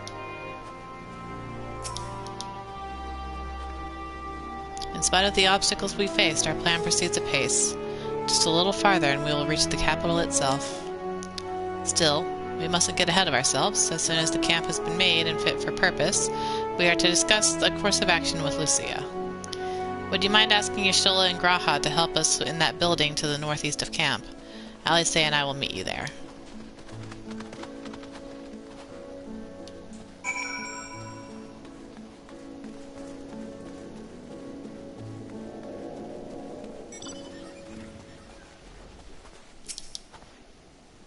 A meeting? Yes, I'll make my way over once my head is cleared. In truth, I've been feeling out of sorts since we arrived. The air is thick with a palpable aura of malevolence. 'Tis the monstrous tower on the horizon, jagged, hideous, unholy. Even at this distance, its presence is overwhelming. Much like the sensation I felt in the Tower of Zot, only far more terrifying. Aether flows unceasingly toward it, converging in a swirling mass of unfathomable power. For a blessing, the constant chill in the air is helping to anchor my senses in the here and now. Tell the others I shall be with you in a few moments.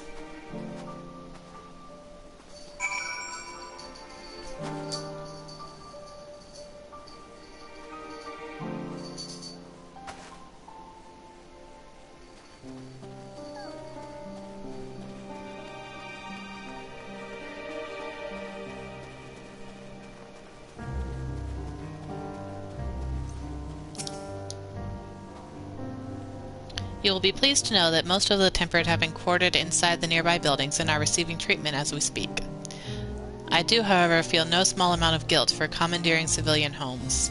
The occupants may be long gone, but everything is exactly as they left it. Considering the length of time that has clearly passed since, one would expect to find them ransacked. Strangely, there are no signs of anything having been stolen. It's possible that everyone fled at the first sign of trouble, though it seems to me they left far too many useful possessions behind. Aye, although there is no conclusive evidence, I strongly suspect they were tempered. Sorry, I was merely thinking aloud.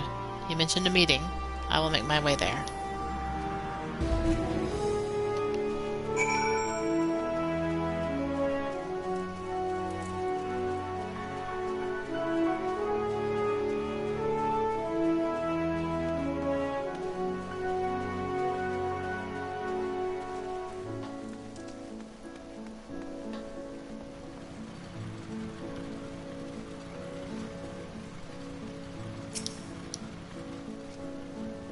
Thank you for informing the others of our meeting. When everyone is here, we will begin.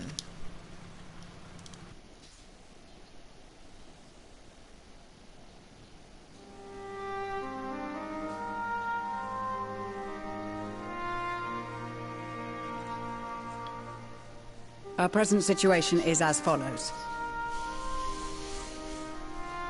Efforts to aid the people of Garlemald have begun in earnest. Moreover, having entered into the capital, the Imperial Palace is within our reach.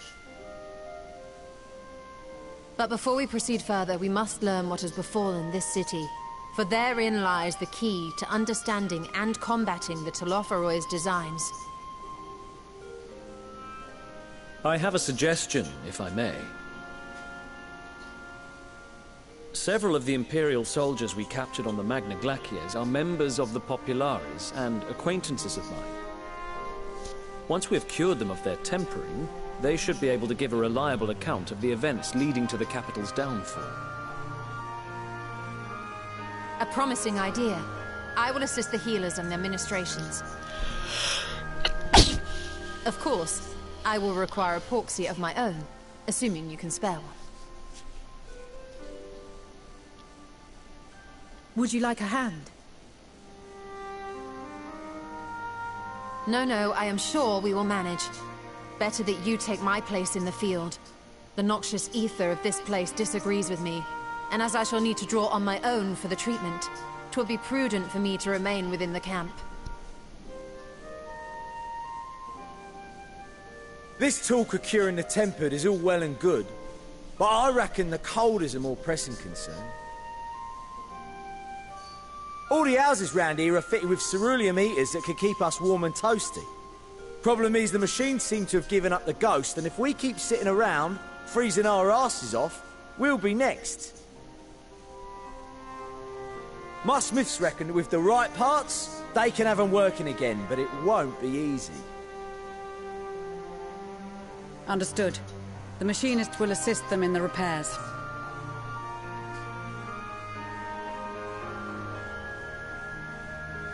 The rest of us should either stand watch or survey the area.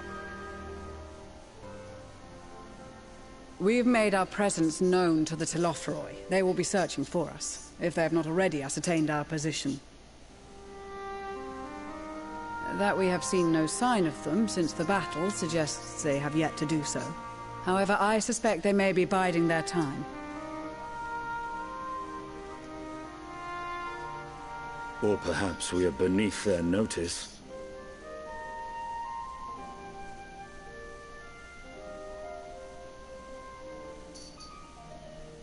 In any event, we'll find no answers standing around here. Urianger, Estinian and myself have visited Garlemald recently, so we'll lead the reconnaissance efforts.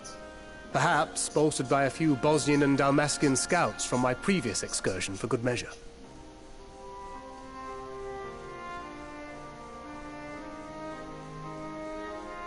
Don't forget about us Alamegans.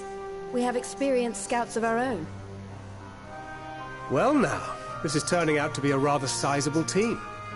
With such numbers, we should be able to cover a wide area with relative ease, including that surrounding the Imperial Palace. How about you, Graha? I have a feeling we'll find a use or two for that vanishing spell of yours.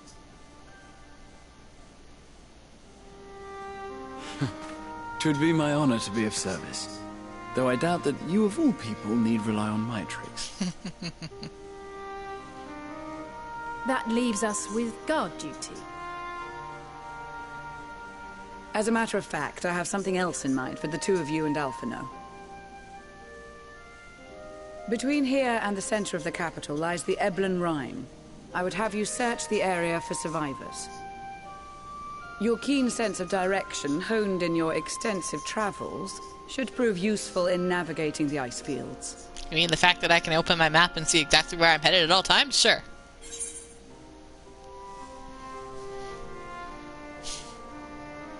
Ice fields! I love ice fields! Oh wait, no I don't.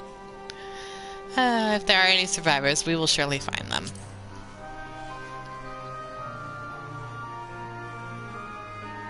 I have faith that you will, and look forward to greeting you on your safe return. You all have your duties. Let us make haste. May the Fury bless and keep you.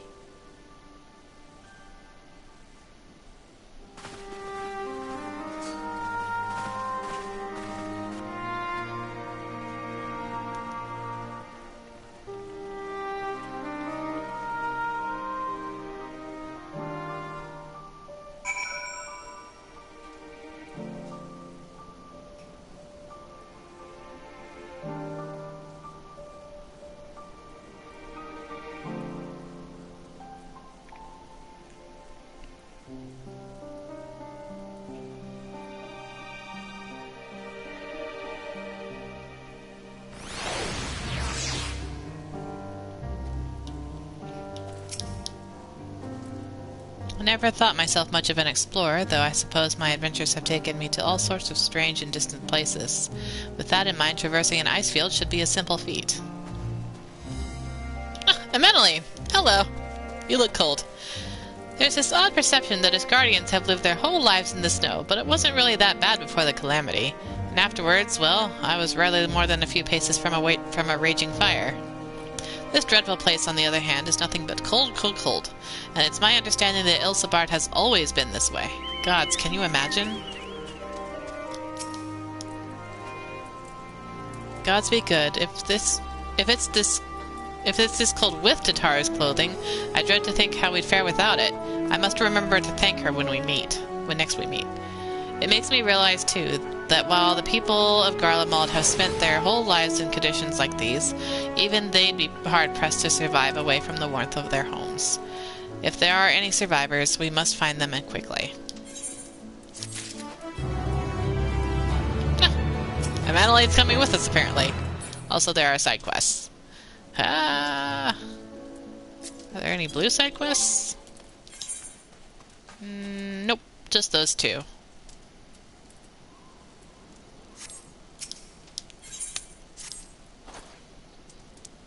What ho, chums! Been given something useful to do, have you? As it happens, I too have been ordered to make myself useful! Sounds like a rather tall order.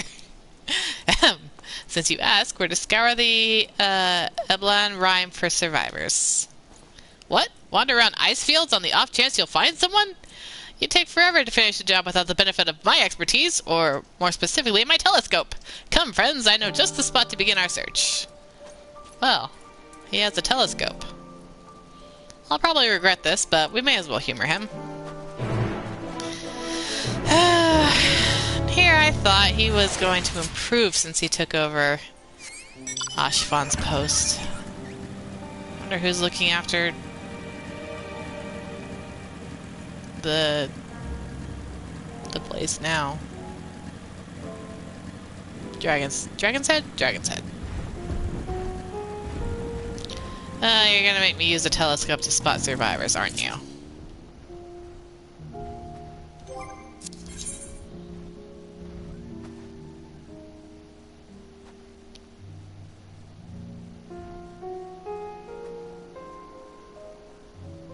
This place is rather large, but I think I should be able to access it all to find all the aether currents.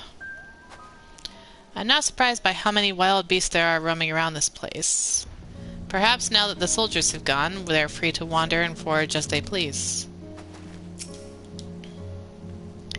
The few buildings I can see don't appear to be residences. They may still warrant further investigation, though.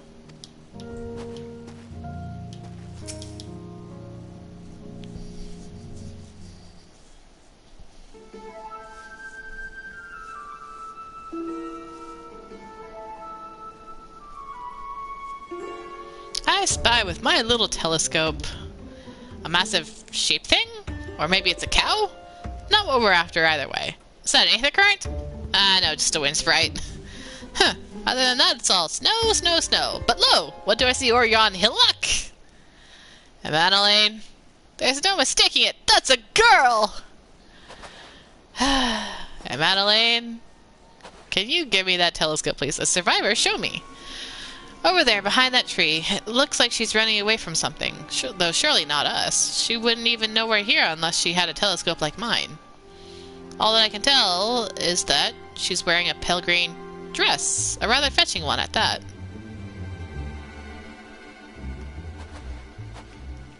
She'll be long gone by the time we get anywhere near, but we should be able to follow her footprints.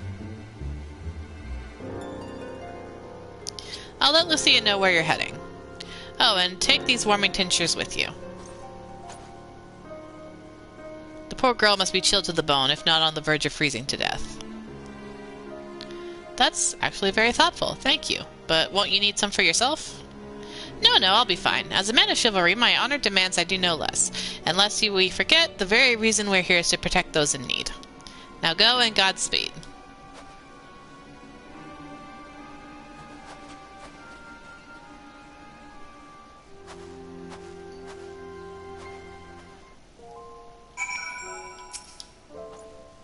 Why are you still here? If you dally any longer, you'll miss your chance to play hero. Oh boy.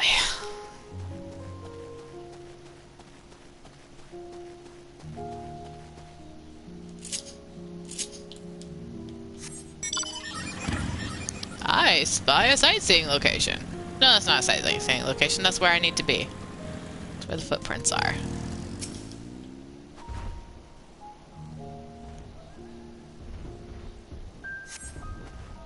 Trail of fresh footprints leads east.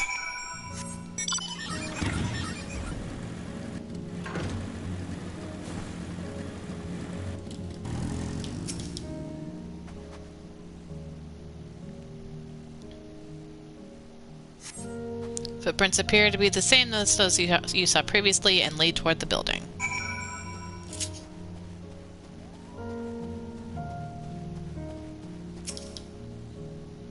According to the label here, this place was used by those involved with extracting ceruleum. We're getting closer, I'm sure of it. At first, we thought she'd gone inside the building, but the door doesn't look to have been opened in some time. She may still be nearby, so we'll keep looking around here. Then again, it's also possible she ran right past this place. Would you mind searching up ahead?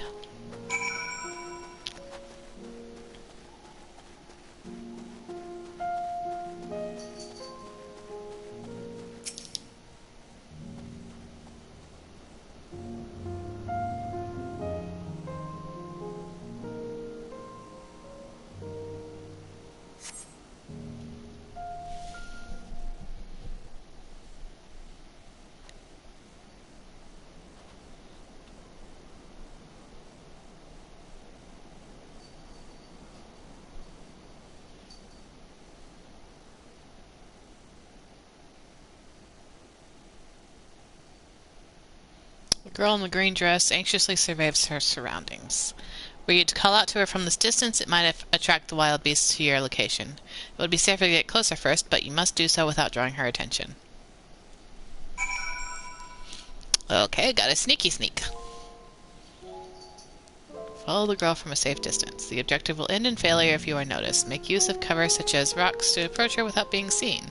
Similarly, the objective will also end in failure if you fall too far behind. Should you fail to complete the objective, you may try again by returning here.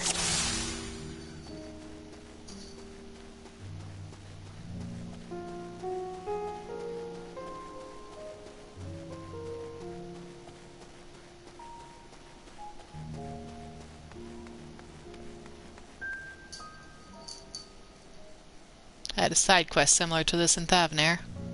Actually, it was part of that, Aether Current quest.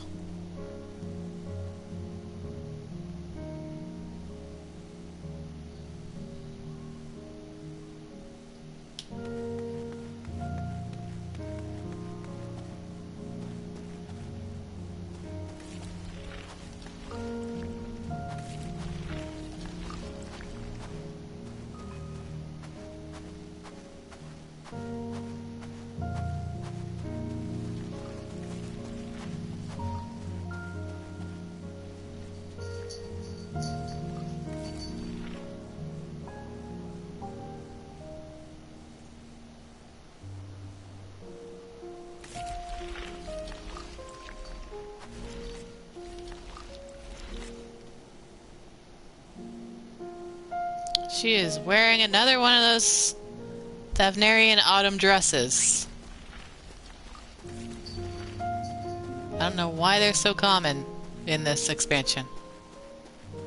I have one. Friend made it for my birthday.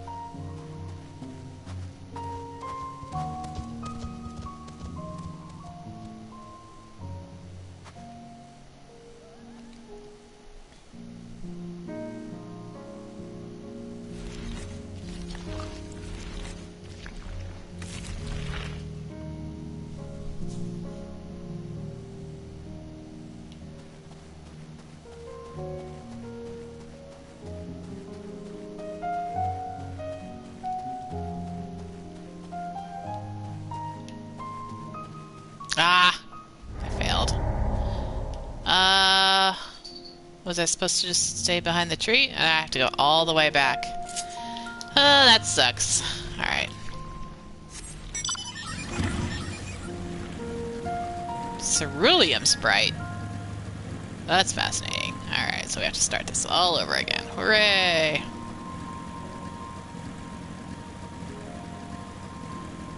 Looks like that person failed too. Hooray!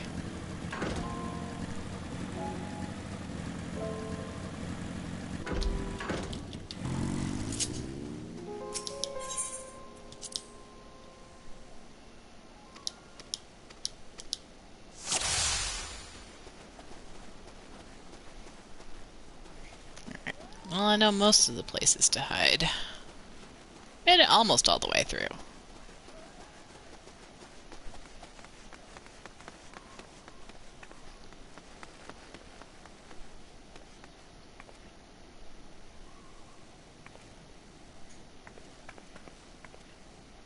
I have all these people doing it with me. Yay!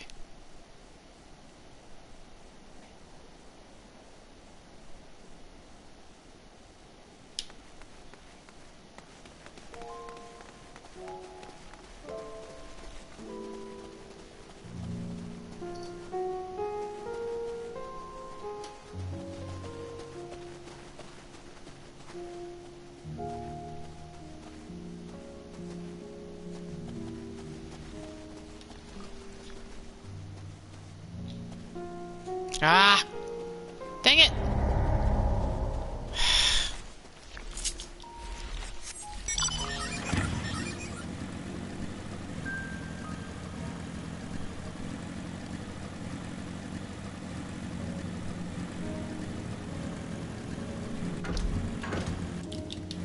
Alright, let's try this again.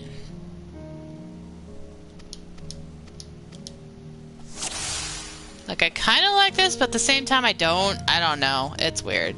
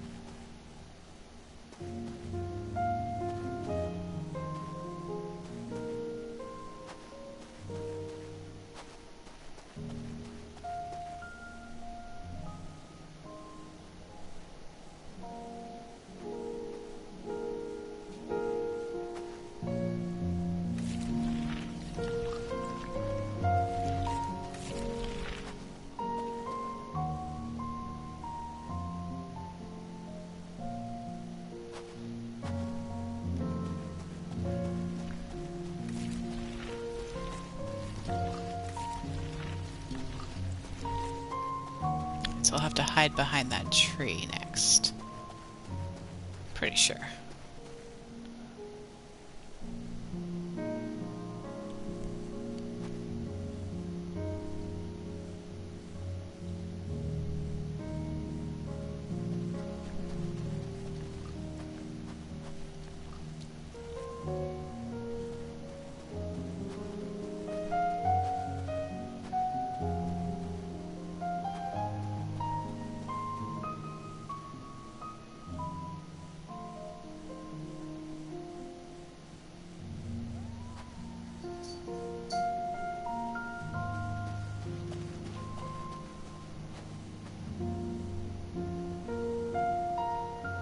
Where do I go after this?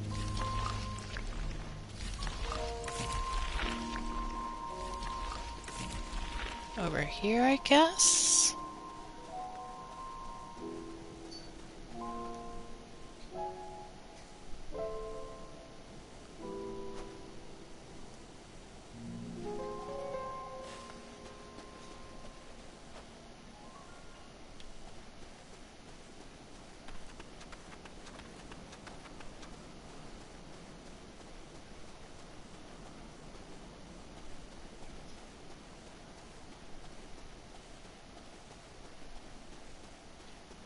Hopefully that wasn't a psych out. Okay, she's still going.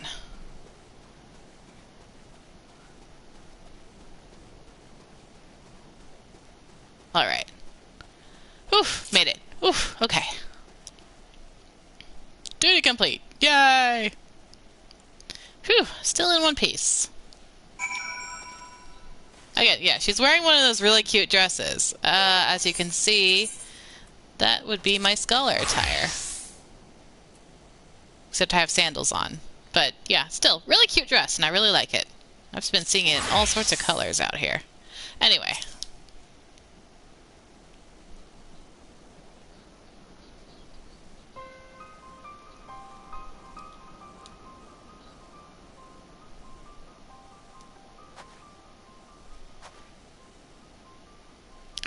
Who are you?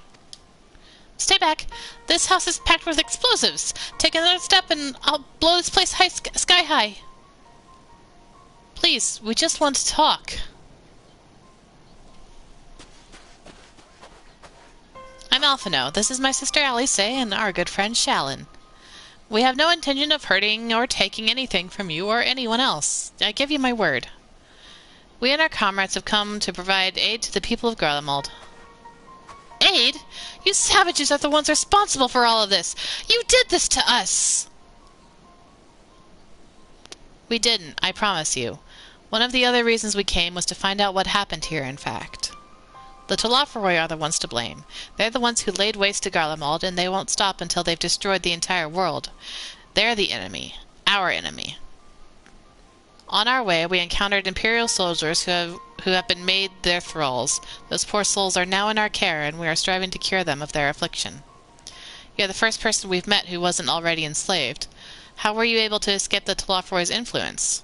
Are there any others like you? I'm sorry, I don't mean to overwhelm you. Let's start with introductions. Can you tell me your name?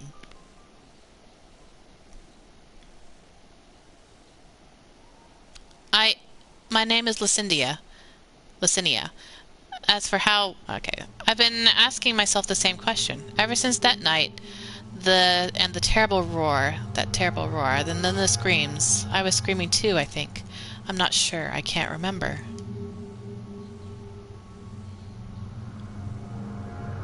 Then came the silence. Everything was still.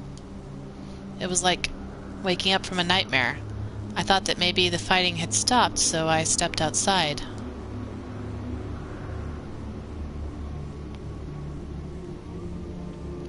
If your hells are real, I saw one that day. I ran, past friends, people I'd known all my life, eyes vacant, dead, staring at the sky.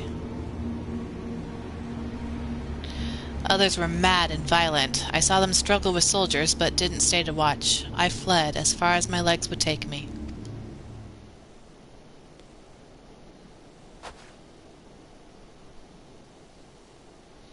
Do you have family here? Is this their home?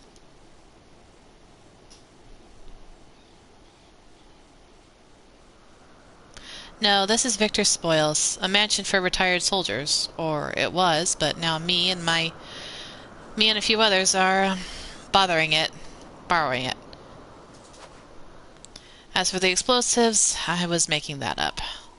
I just wanted to keep everyone else safe, and I didn't know if you were... The truth is, our supplies are running low. You said you're here to help. Can you? Of course. Whatever assistance we can provide, we will. Thank you. I'd better tell the others first, though. Wait here.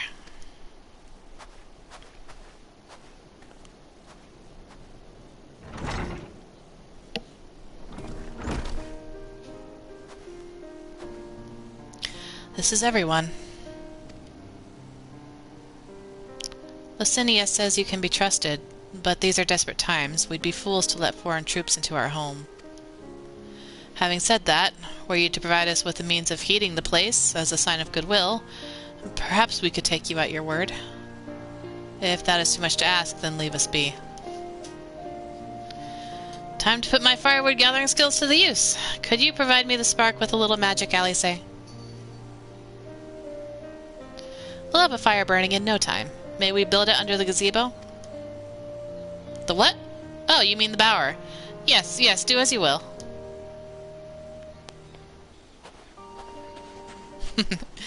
Alphino's come so far.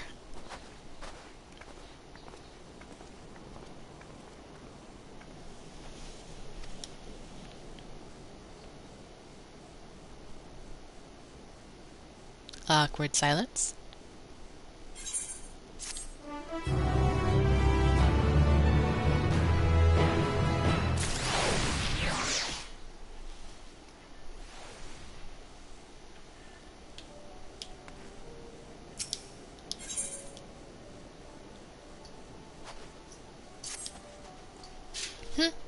Sorry, I'm still finding it hard to come to terms with all that's happened. Now that you're here, though, I'm hoping things might change for the better. You know, I've worked up quite the sweat from all that running about, so I'll leave space around the fire for others. As you can tell, they're in a far worse state than me. We're planning to look for somewhere warmer with more food, but they're not going anywhere until we nurse them back to health, which I don't know how to do. Is there anything you might do to help?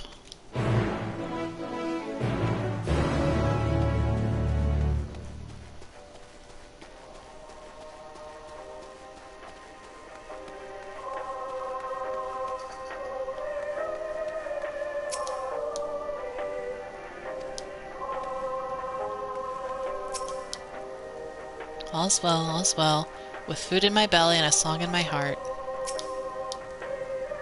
What they need most is a decent meal. We've food back at the camp, but there's the distance to consider. I can feel my fingers again. I can treat their frostbite and their wounds, but it will take time for the fire to do its work. Now would be a good occasion to make use of Ameline's tinctures, the ones that can warm the body from the inside out. Would you make sure everyone gets one?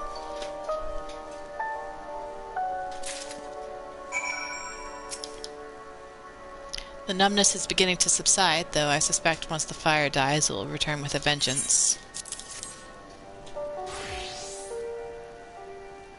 Warming tincture? I'd never heard of such a thing.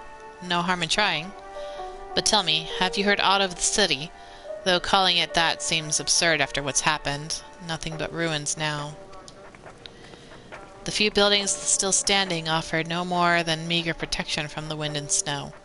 Food production, water purification, the magic tech that sustained us has come to a grinding halt. What machina that remains operational cannot be run for lack of ceruleum. Of course, Cerulia Ignis Engines is full of the stuff, for all the good it does us. No one here knows the first thing about extraction or refinement.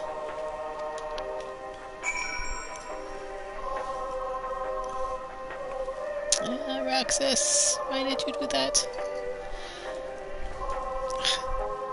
Really, cat? Alright, we're fine. All's well, yes, never better.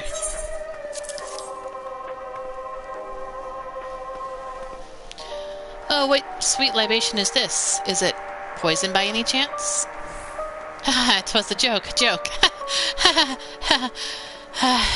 If I laugh, 'tis that I may not weep. So said the poet, and alas, my tears would freeze on my cheeks ere they fell.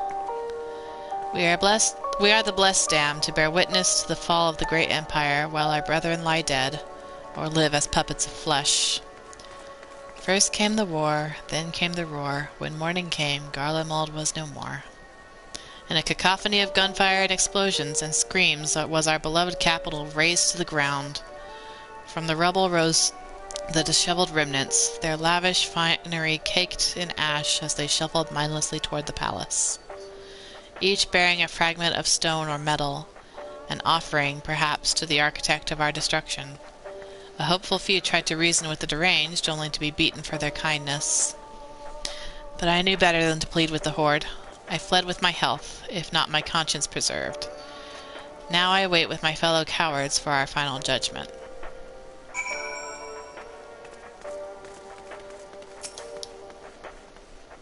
What do you want? A tincture? May as well drink it, I suppose.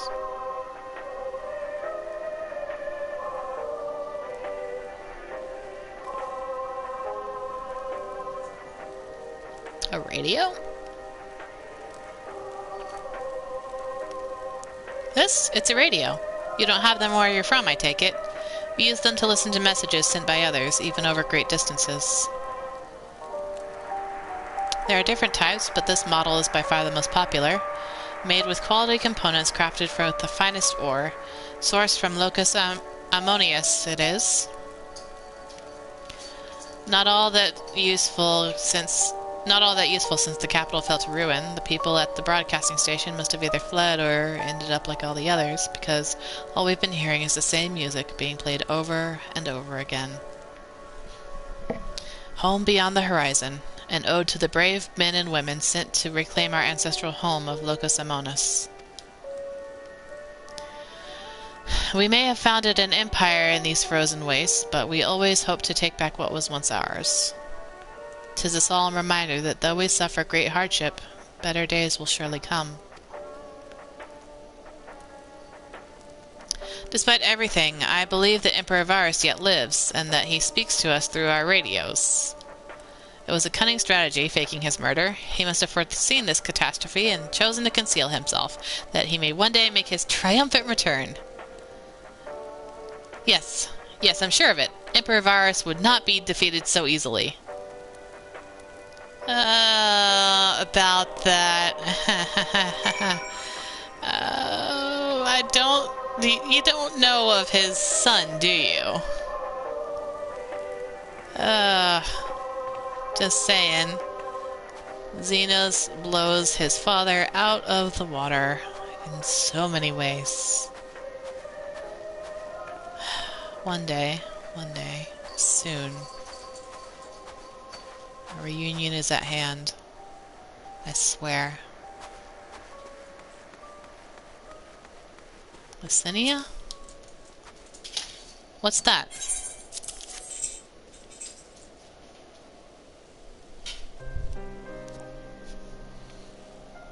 So this is what you gave the others?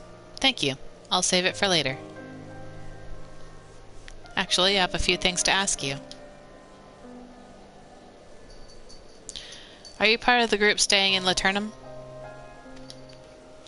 I saw Legatus Vergilius' troops heading toward the Magna Glacies a few days ago. Are they the ones you encountered?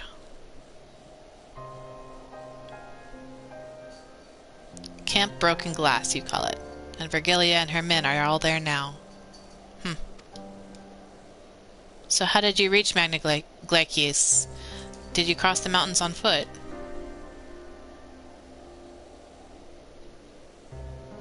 Airships? Then there might be a way to... Licinia? Where is everyone? Is something the matter?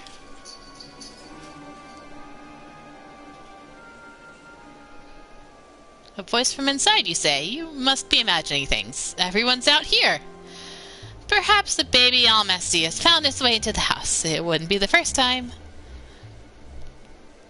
Without the soldiers to scare them off, wild animals have been roaming closer to settlements.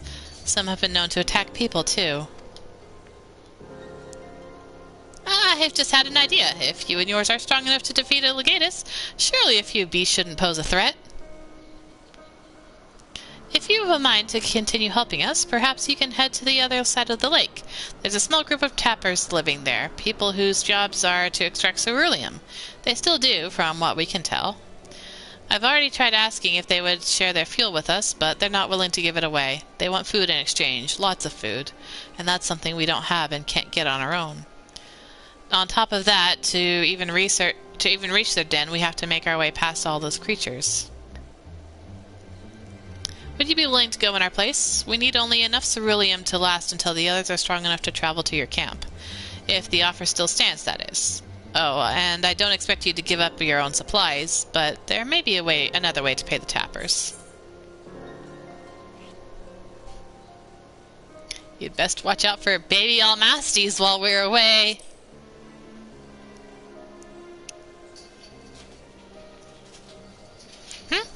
Yes, of course. If I see any, I'll be sure to shoo them away. To reach Tapper's Den, you have to cross the lake. The ice is thick enough to support a person's weight, but if you'd rather not take the risk, you need to take the long way around. Finding the entrance can be a bit tricky, though, so it's easier just to look for someone standing guard outside. However you decide to head there, please be careful.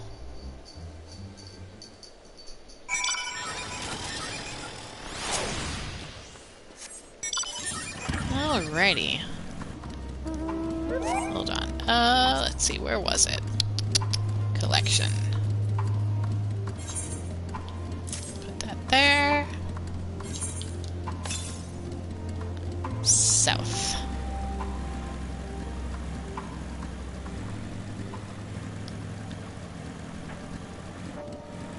Whee!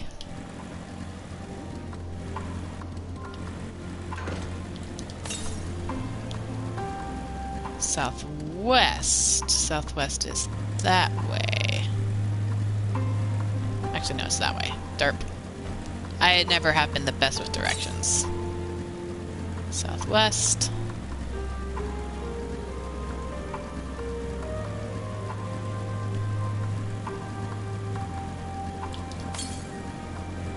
Southwest. West. It's probably up there. Yep. Alright, how do we get up there? That's how. Okay.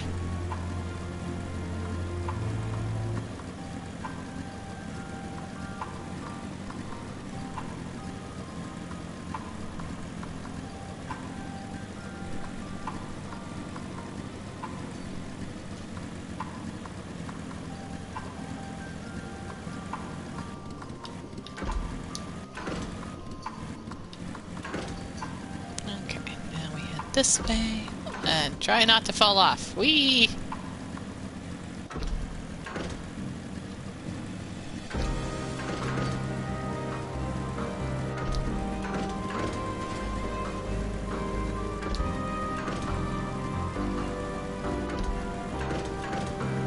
Okay.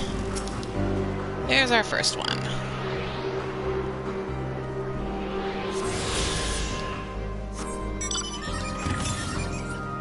Southwest.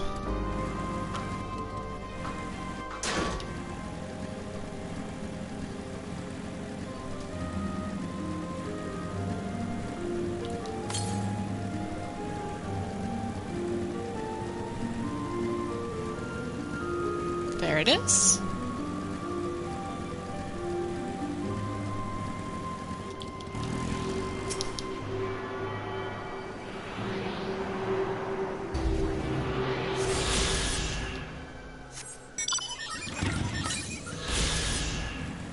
Northwest.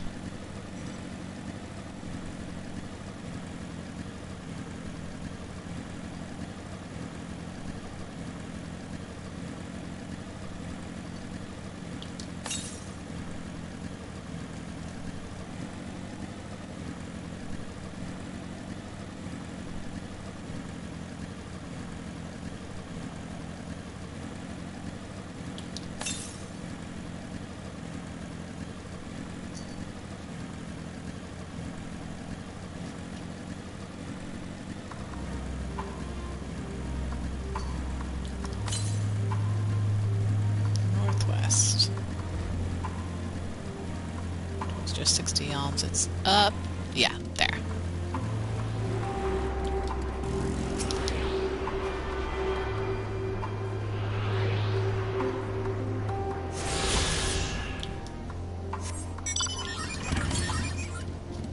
Northeast.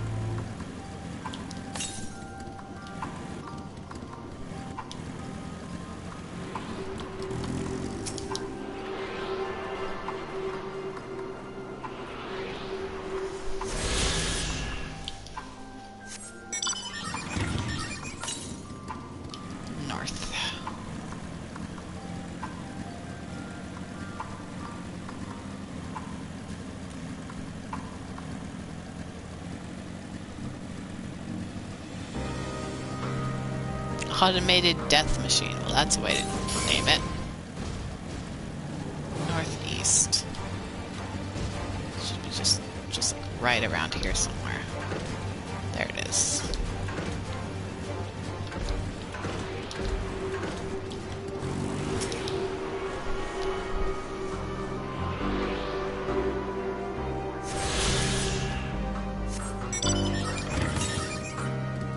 North. Okay.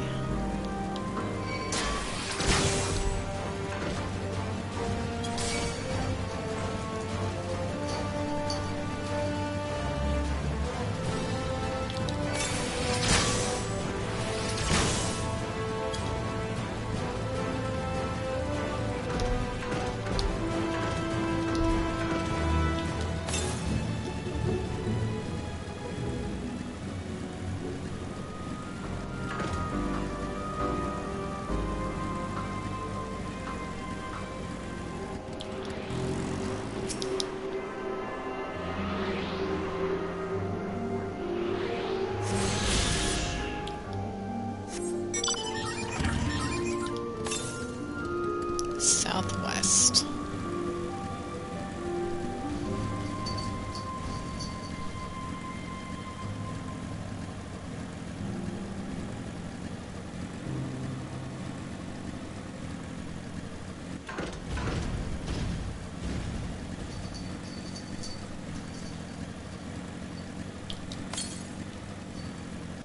Northwest.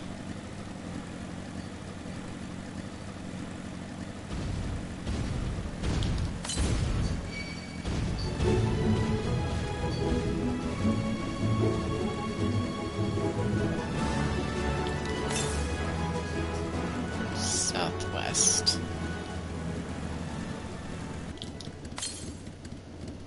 South.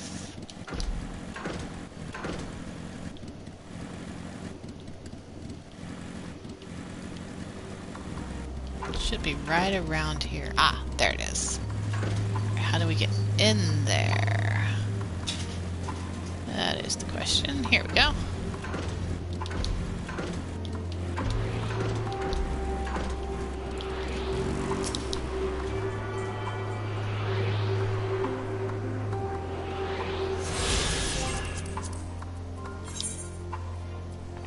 Three more.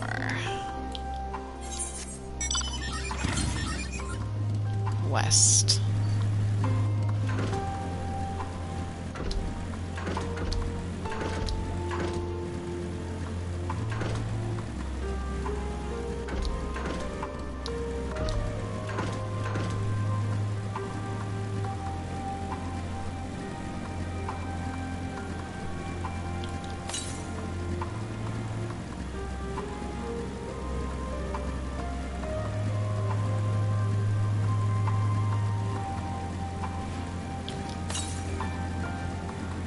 Southwest.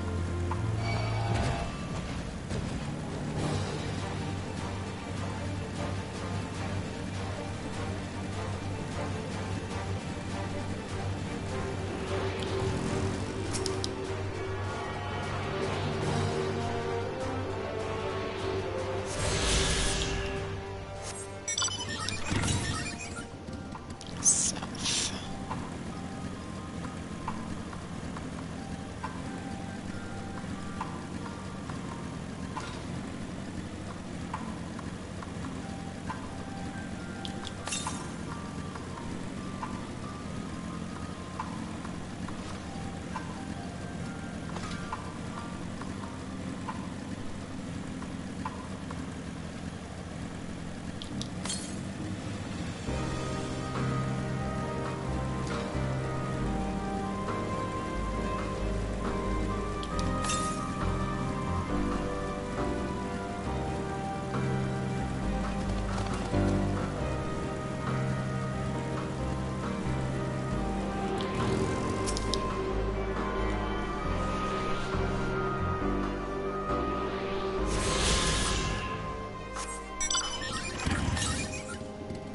Northeast.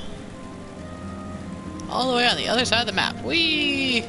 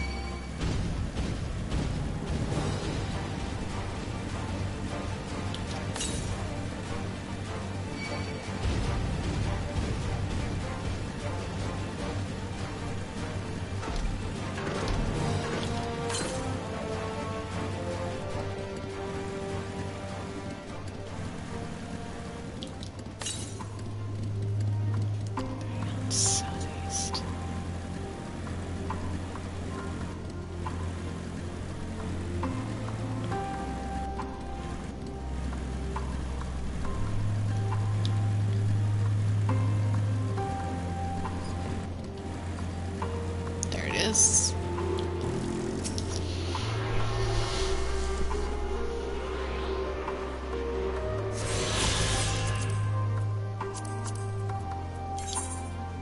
Alright, that is all of them. Hooray! Can I make it to that 8th right?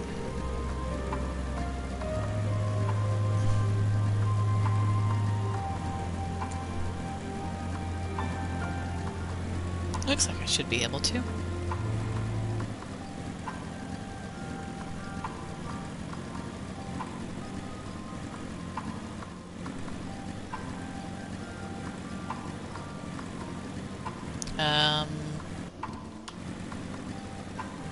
I am guessing it is inside a cave.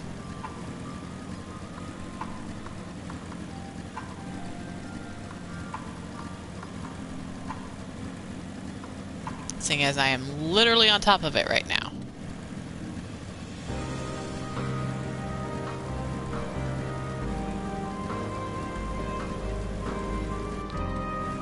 If I were to guess, I would have to go way back down to that cave that I'm supposed to go to for the main quest right now.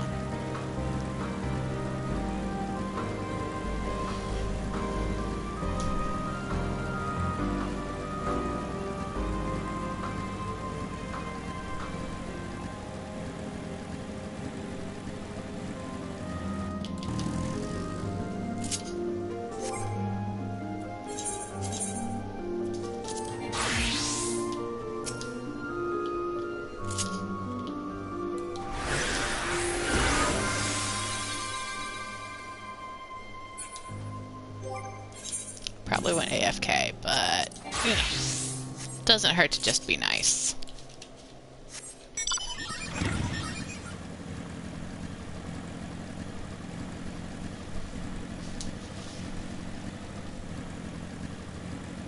Well, this train got derailed.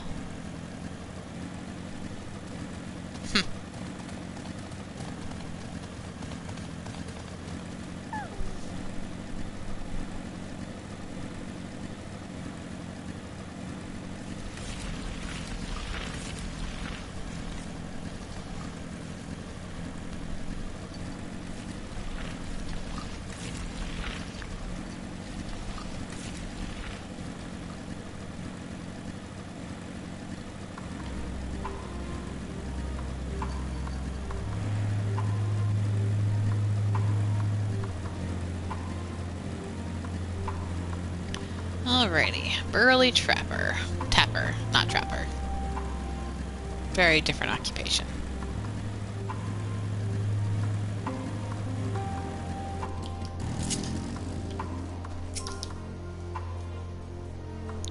Who goes there? How did you find us? What do you mean I stand out like a sore thumb? If the purebloods at Victor's Spoil hadn't given away our location, you'd never have found us. Those stuck-up arseholes thought they could come waltzing in here and demanding ceruleum with nothing to offer in return. Ha! Looks like the boot's on the other foot now that the capital's gone to shite. They say... So they've resorted to sending you to negotiate. I know your game, sellsword. If they think they'll give in to intimidation, they've got another thing coming. They've got another think coming? Is that a typo or is that on purpose? Okay, if you really want to.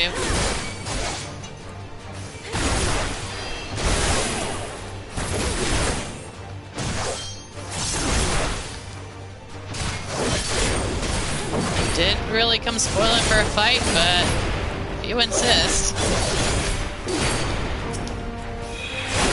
Stop, please. Consider me intimidated. It's like, do you know who you are talking to? It is raining. I didn't even know it could get warm enough to rain here.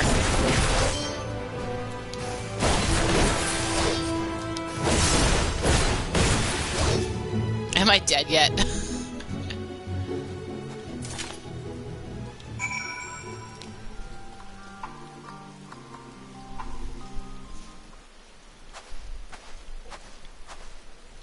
There you are. Just after you left, Lucinda asked me to go catch up with you in case you needed a hand. Someone must have let slip that I have a little experience in transporting barrels of ceruleum. Lulz. So this is Tapper's Den. Well then, after you.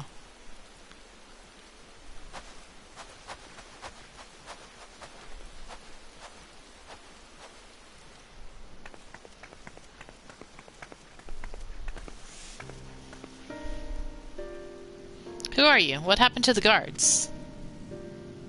I kinda beat them up. Eorzeans and rebels here to save the people of Garlemald. That doesn't make any goddamn sense. Why in the hells would you pass up this chance to put those Imperial bastards to the sword? Let me guess, none of you are Garlean. You were brought here from other lands. Garalbania, Yansha, Bajja, Damaska, to name but a few. Some dragged here against our will, others fed bollocks about a better life, all put to work extracting ceruleum. All given the esteemed title of An, placing us firmly on the bottom rung of the ladder. But the old hierarchy means nothing to the new Garlemald, says we. About the only thing that's escaped more or less unscathed is cerulean engines. Still sustaining us even with our paymasters out of the picture. We hear you're experts in drawing up ceruleum from the bottom of the lake, but how can you do that if it's frozen over? Ha! Wouldn't you like to know? Trade secrets, I'm afraid. At any rate, if it's not ceruleum, it's not as if ceruleum is used for much these days, what with the city in ruins. We take enough to power our heaters and save the surplus for later. And though it helps stave off the cold, it does not all about our hunger unless we can trade it away. Speaking of which, be sure to tell your contingent we've got ceruleum by the barrelful. If they're interested, we'll exchange it for whatever provisions they're willing to spare. We can certainly ask, but if you're all free to go now, why are you carrying on living here? Free to go? Go where? Even if we managed to get back to our homelands, there'd be nothing left for us thanks to the Empire, and the knowledge and skills we've acquired working here would be practically useless outside of Garlemald. So we're staying for the time being. Long as there's a need for ceruleum, we'll find a way to get by, even if Garlemald as we knew it is gone for good. Gone for good.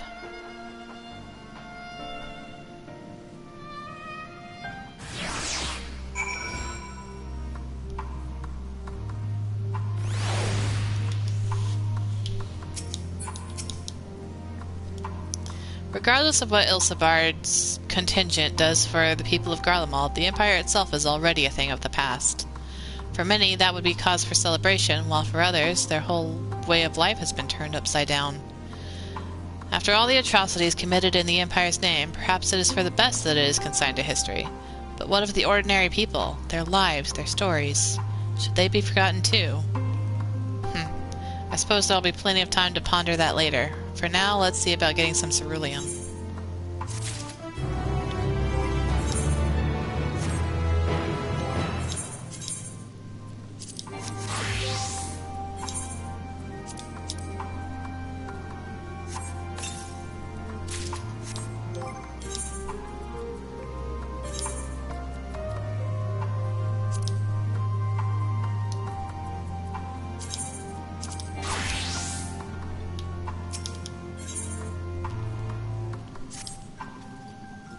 So you've come seeking ceruleum, have you? What? Those purebloods up to Victor's spoils sent you? To turn to their enemies for help. They must be more desperate than I'd thought.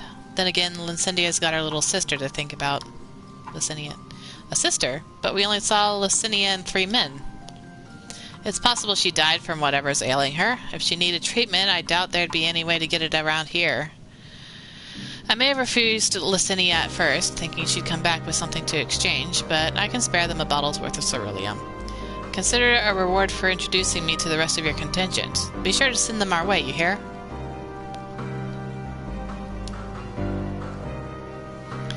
I can't for the life of me think why Lysinia would keep her sister a secret from us, but we can ask about that after we've delivered this ceruleum. Come on, let's hurry back.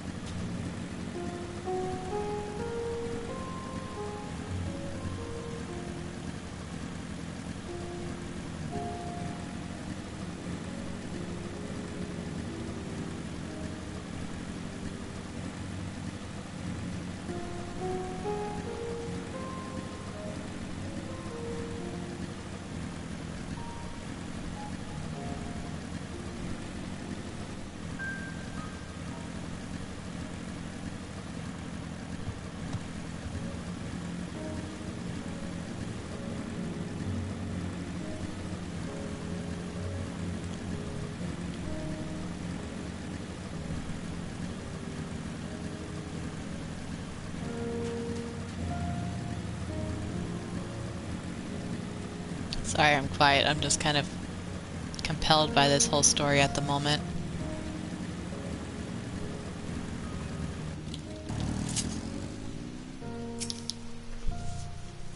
This isn't right. It's too quiet. I would have thought Alphino would still be treating them by the fire, but they're nowhere to be seen. I'll look inside the house while you search outside. They can't have gone far.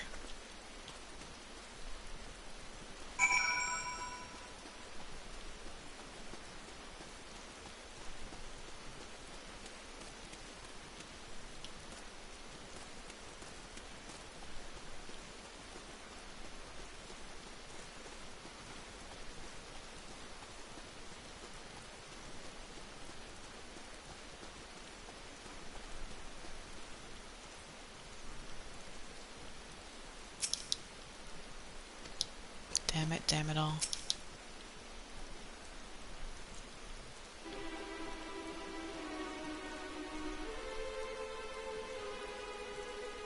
They asked me to help carry supplies, but when I followed them back here, they attacked me.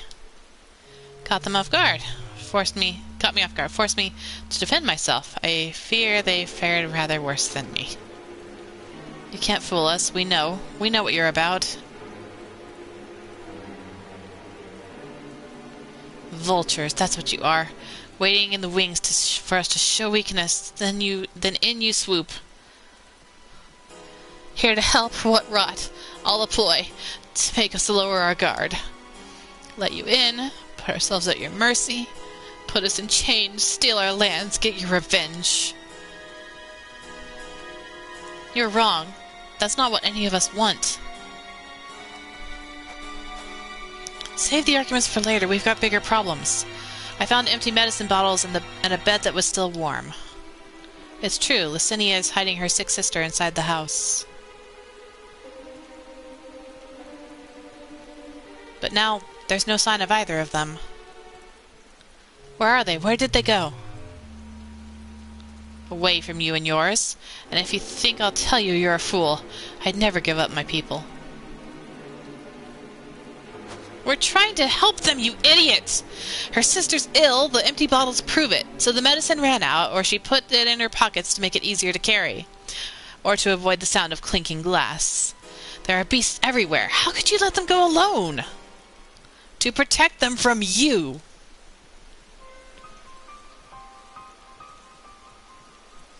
You invade our homeland. Taint it with the same sorcery used to slay our countrymen. A Garlean should sooner die than suffer the insult. Better for them to flee, keep their purity intact, than be corrupted by your vile magics. They were waiting for a chance to free them. We were waiting for a chance to free them since the moment you arrived.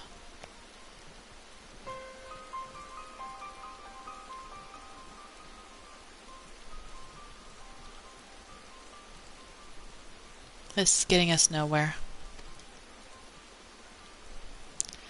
I cannot say how Licinia and her sister will react when we find them, but find them we must. Go on without me, both of you. I need to tend to my injuries, and theirs. I will join you in the search after. All right. Be careful. We'll do our best to find them quickly.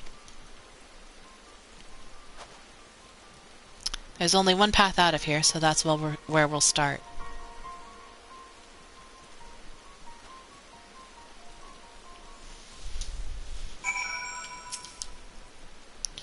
I will follow as soon as I can. After I've given them some basic treatment, I'll take the men inside the house and use the light sleeping enchantment to help them rest, and ensure they don't cause any more trouble. I'm sorry, but this is something I must do. Rob us of our lands, rob us of our pride. No, I'll not allow it. Better to die than live in servitude and shame. The girls say the same.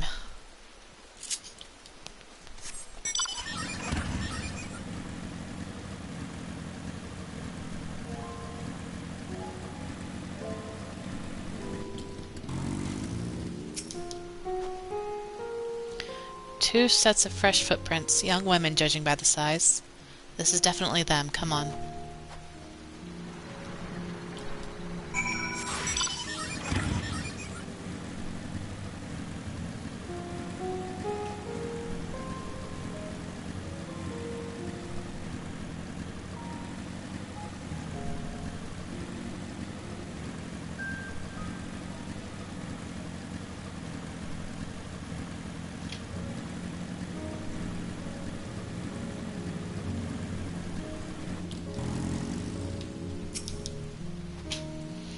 trail stops at the frozen lake. Perhaps they chose this route so as not to leave footprints.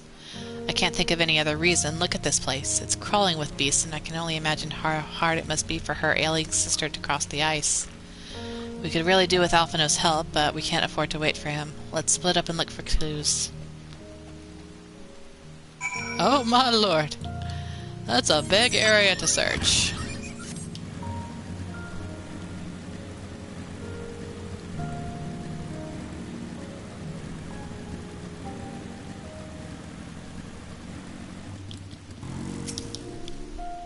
The empty bottle smells faintly of alcohol. A thin coating of dirt indicates it's been here for some time and is unlikely to have any connection to Licinia or her sister.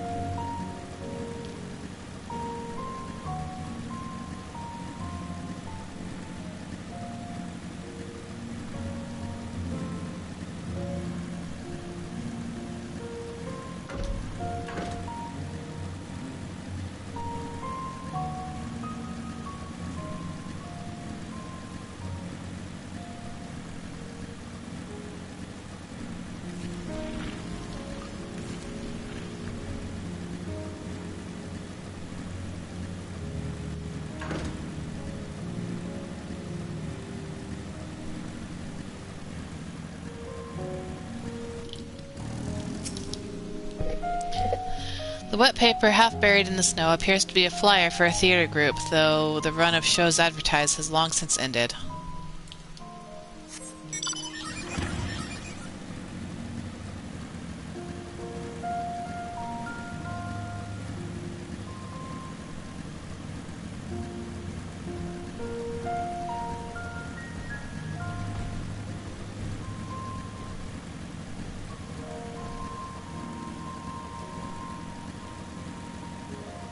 This isn't good.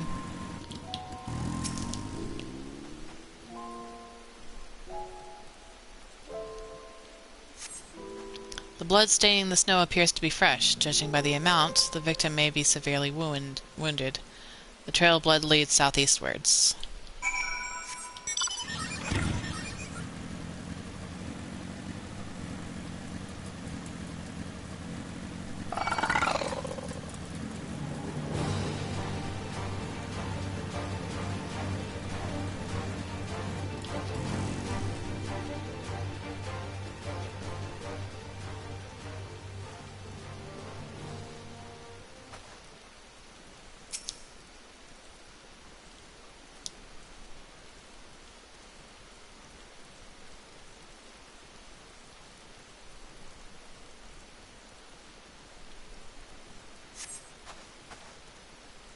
The two bodies are already cold.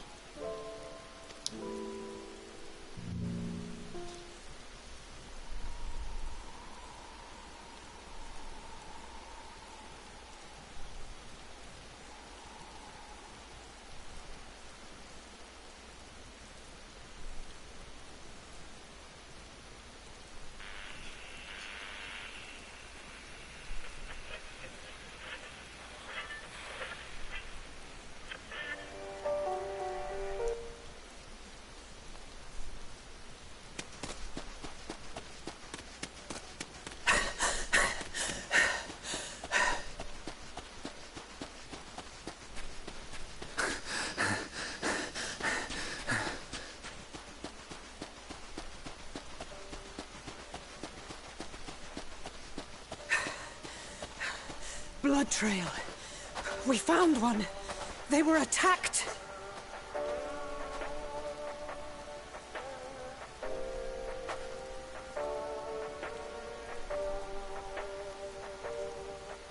No.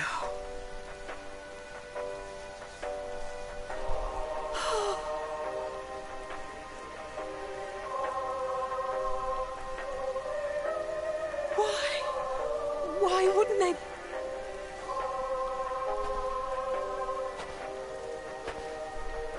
safer to brave the wilds than trust in our magic.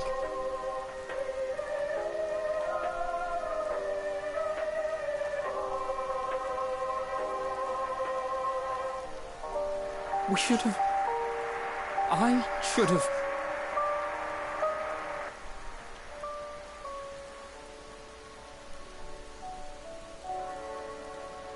We can't leave them like this.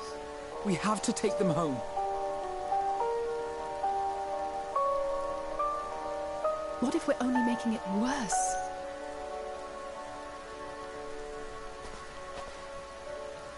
Maybe we don't belong here, but neither do they. Not out here in the wind and the cold.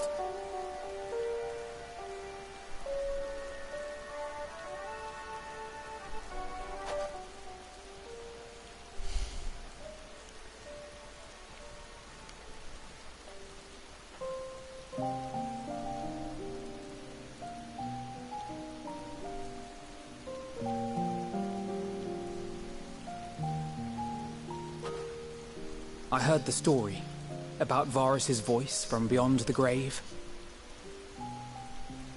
Of course, I didn't believe it, but Licinia and her sister did. Perhaps there is something to the tale after all.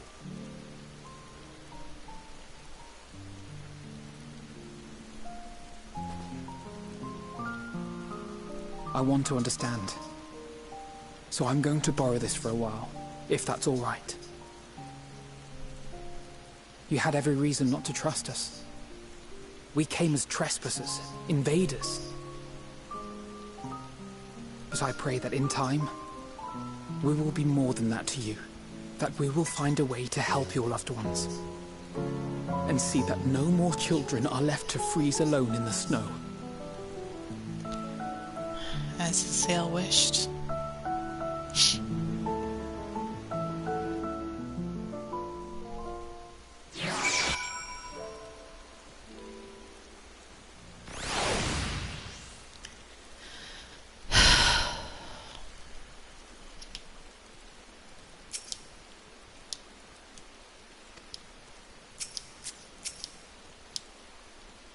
There must have been something we could have done, but what?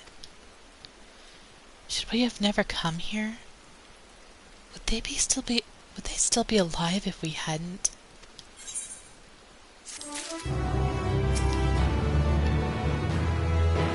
Only we'd had a chance to talk things over, but it's too late now.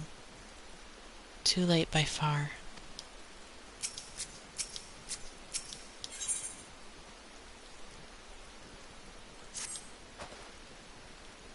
We've already caused enough harm here. Let us return to the camp before we cause any more. As for those inside the house, we should send someone to take care of them. Someone who isn't us. All we can do now is make our report to Lucia, and do everything in our power to prevent further tragedy. So let us linger here no more. Come.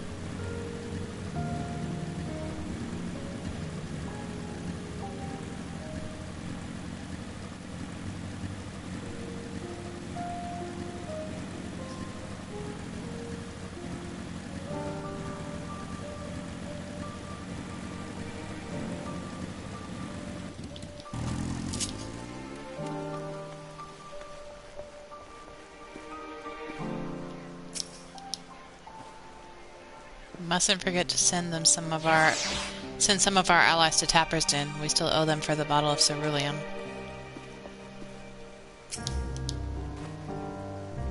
Would you mind giving Lucia a full report? Treatment of the tempered is proceeding as well as can be expected. If there is anything to report, you will be sure to know. Though I gather you have a report of your own to deliver.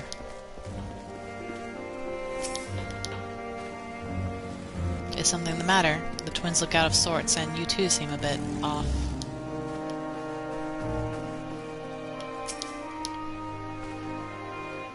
Forgive me for saying, but the three of you appear rather drained since your return. Is there aught I might do to be of assistance? Alice and Alphino tell me they have finished their preliminary search for survivors, but refrain from saying much more than that. Clearly, they are reluctant to provide details. May I ask for your account?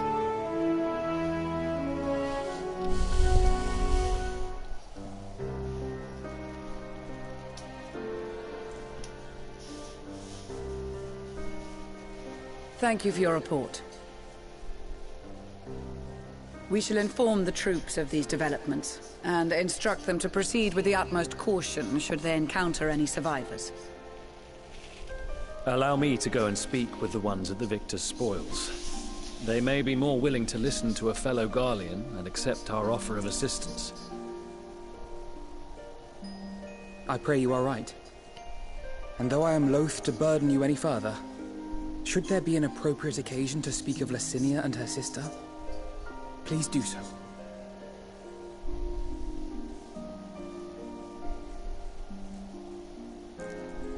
I am sorry to have put you through this. My distress is nothing compared to their suffering. So tell me, what else have we learned?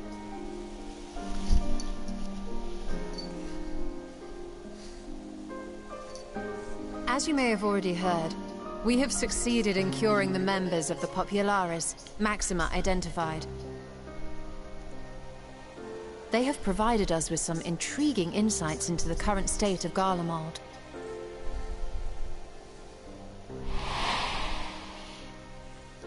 The assassination of Emperor Varus was the catalyst for the civil war. Nerva declared his claim to the throne, and his opponents refused to recognize it. Fighting broke out in the capital, where Nerva's 3rd Legion clashed with the 1st, who remained loyal to Varus even after his death. Of course, even Imperial warmongers would balk at the idea of turning their shining city into a battleground. Like burning down the wood to spite the wasps. Neither side would be so mad. Unless something or someone inflamed their animosity to such an extent that they could not help but act against their better judgment.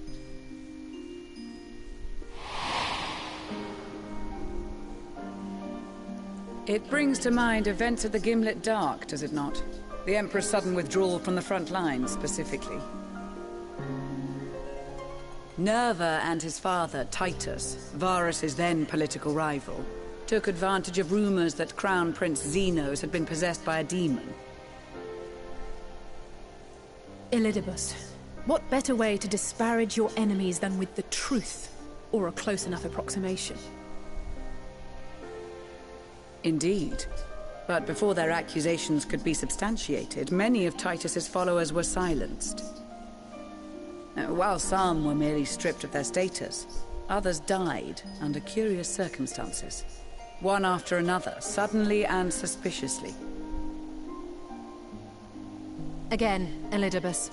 Like as not, he had a hand in it. No evidence was found to implicate Varus, certainly. Nevertheless, Titus, Nerva, and the 3rd Legion would have judged it a brazen attempt by the Emperor to rid himself of his political enemies. And then, in the midst of this growing turmoil, Varus Sosgalvus is murdered.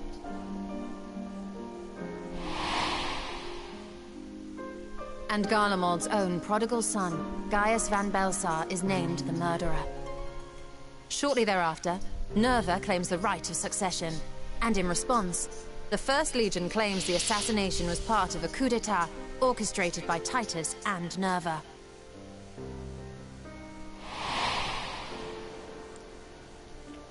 So no one is at fault, and everyone else is to blame. I should add that both parties received substantial financial backing, presumably to provide them with the means and encouragement to pursue a swift victory, and that these contributions came from the self-same benefactor. I'd heard House Brutus had been filling the Third Legion's coffers, but the First as well. It would seem so. Though the Populares determined that the First Legion received funds from a variety of organizations, all had connections to House Brutus. So Fandaniel, in the guise of Asahi, was playing both sides against each other the entire time. The information we gained from my friends does not end there. One night, shortly after fighting broke out, the capital was shaken by an immense tremor. From that point onward, they have no memories, no recollection of any events, including our clash on the Magna Glaciers. But when asked about the Imperial Palace and its bizarre transformation, they somehow recall Emperor Varus giving them orders in their dreams. May the Tower of Babel stand as testament to the glory of Garlemald. Tower of Babel. This sounds Okay. awfully familiar.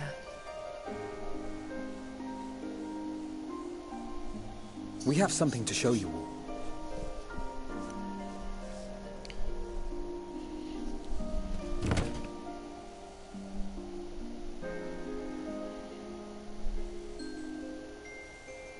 Varus spoke to them through this radio. Perhaps it was a recording, but if not, that would be inexplicable.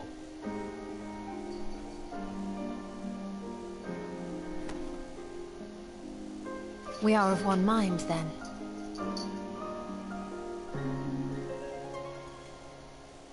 The ether that permeates the ore used in this device is almost identical to that of the talismans. I see it. While it is likely more by coincidence than design, these devices might also ward against a primal's influence. Interesting. A picture is beginning to form. If the tremor felt throughout Garlemald was a wave of ether emitted by a primal, then while those within range would have been tempered, those huddled around a radio desperate for news concerning the Civil War would have been spared. No wonder Licinia kept it close. My friends, I must speak with you. A young man was caught trying to steal our supplies. He is a soldier of the Iron Men, we think, but one who has not been made thrall. Thankfully, Magni restrained him before blood was spilled. The stranger is outside, if you wish to ask him questions. I think we do.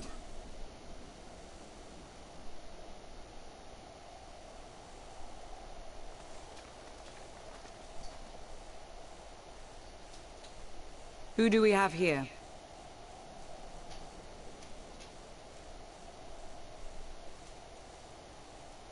Garleans? Traitors to your homeland! Have you no shame?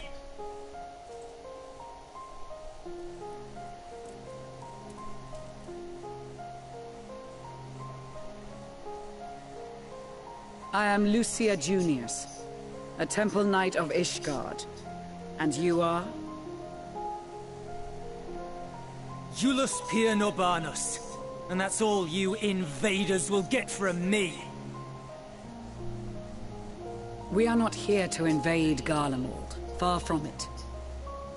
Like you, our allies in Eorzea and the Far East fight in defense of their lives and their loved ones even as we speak. But it is the people of Garlemald who have suffered most. This we know. And that is why we have come to offer you our aid, that we may unite against our common foe.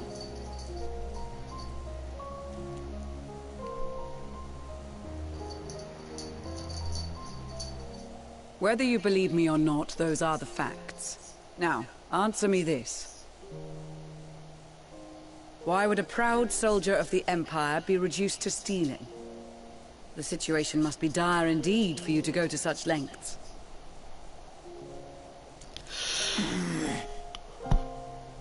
If it is supplies you seek, we would gladly share ours, or turn a blind eye while you leave with your spoils. I will not negotiate. My commander will determine how to deal with you and yours. If you wish to treat with him, I will take you, but no more than 3. Let me guess, I'm getting I don't voluntold much for like the this. sound of that. But if we do accept his proposal, I suggest the 2 of us and...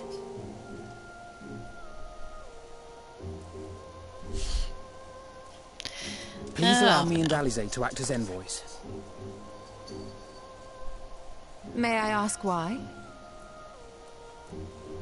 We have seen with our own eyes the hardships the Garleans face. How their futures and lives hang in the balance. It's not the warmest invitation, but it's an opportunity to prove our intentions true. Maybe not a chance to make things right, but a chance to make them better.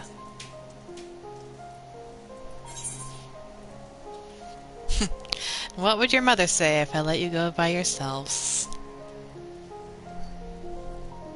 She's watching my boy, so I have to watch her children.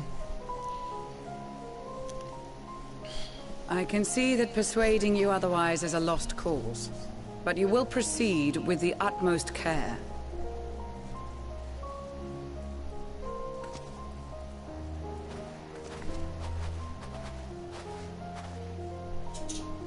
Couple of children and what? A sellsword? Is this an insult? Not in the least. You will find that they are more than qualified to speak on our behalf. There are many dangers on the road ahead. I will need that back.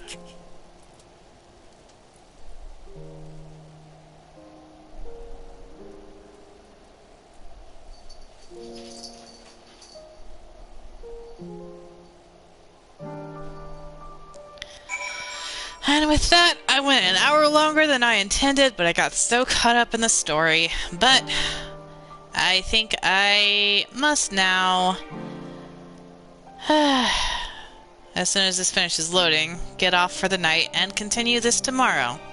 See where Julius will lead us.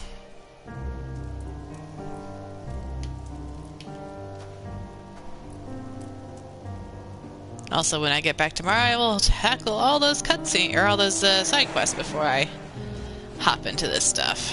But in the meantime, thank you all so much for watching.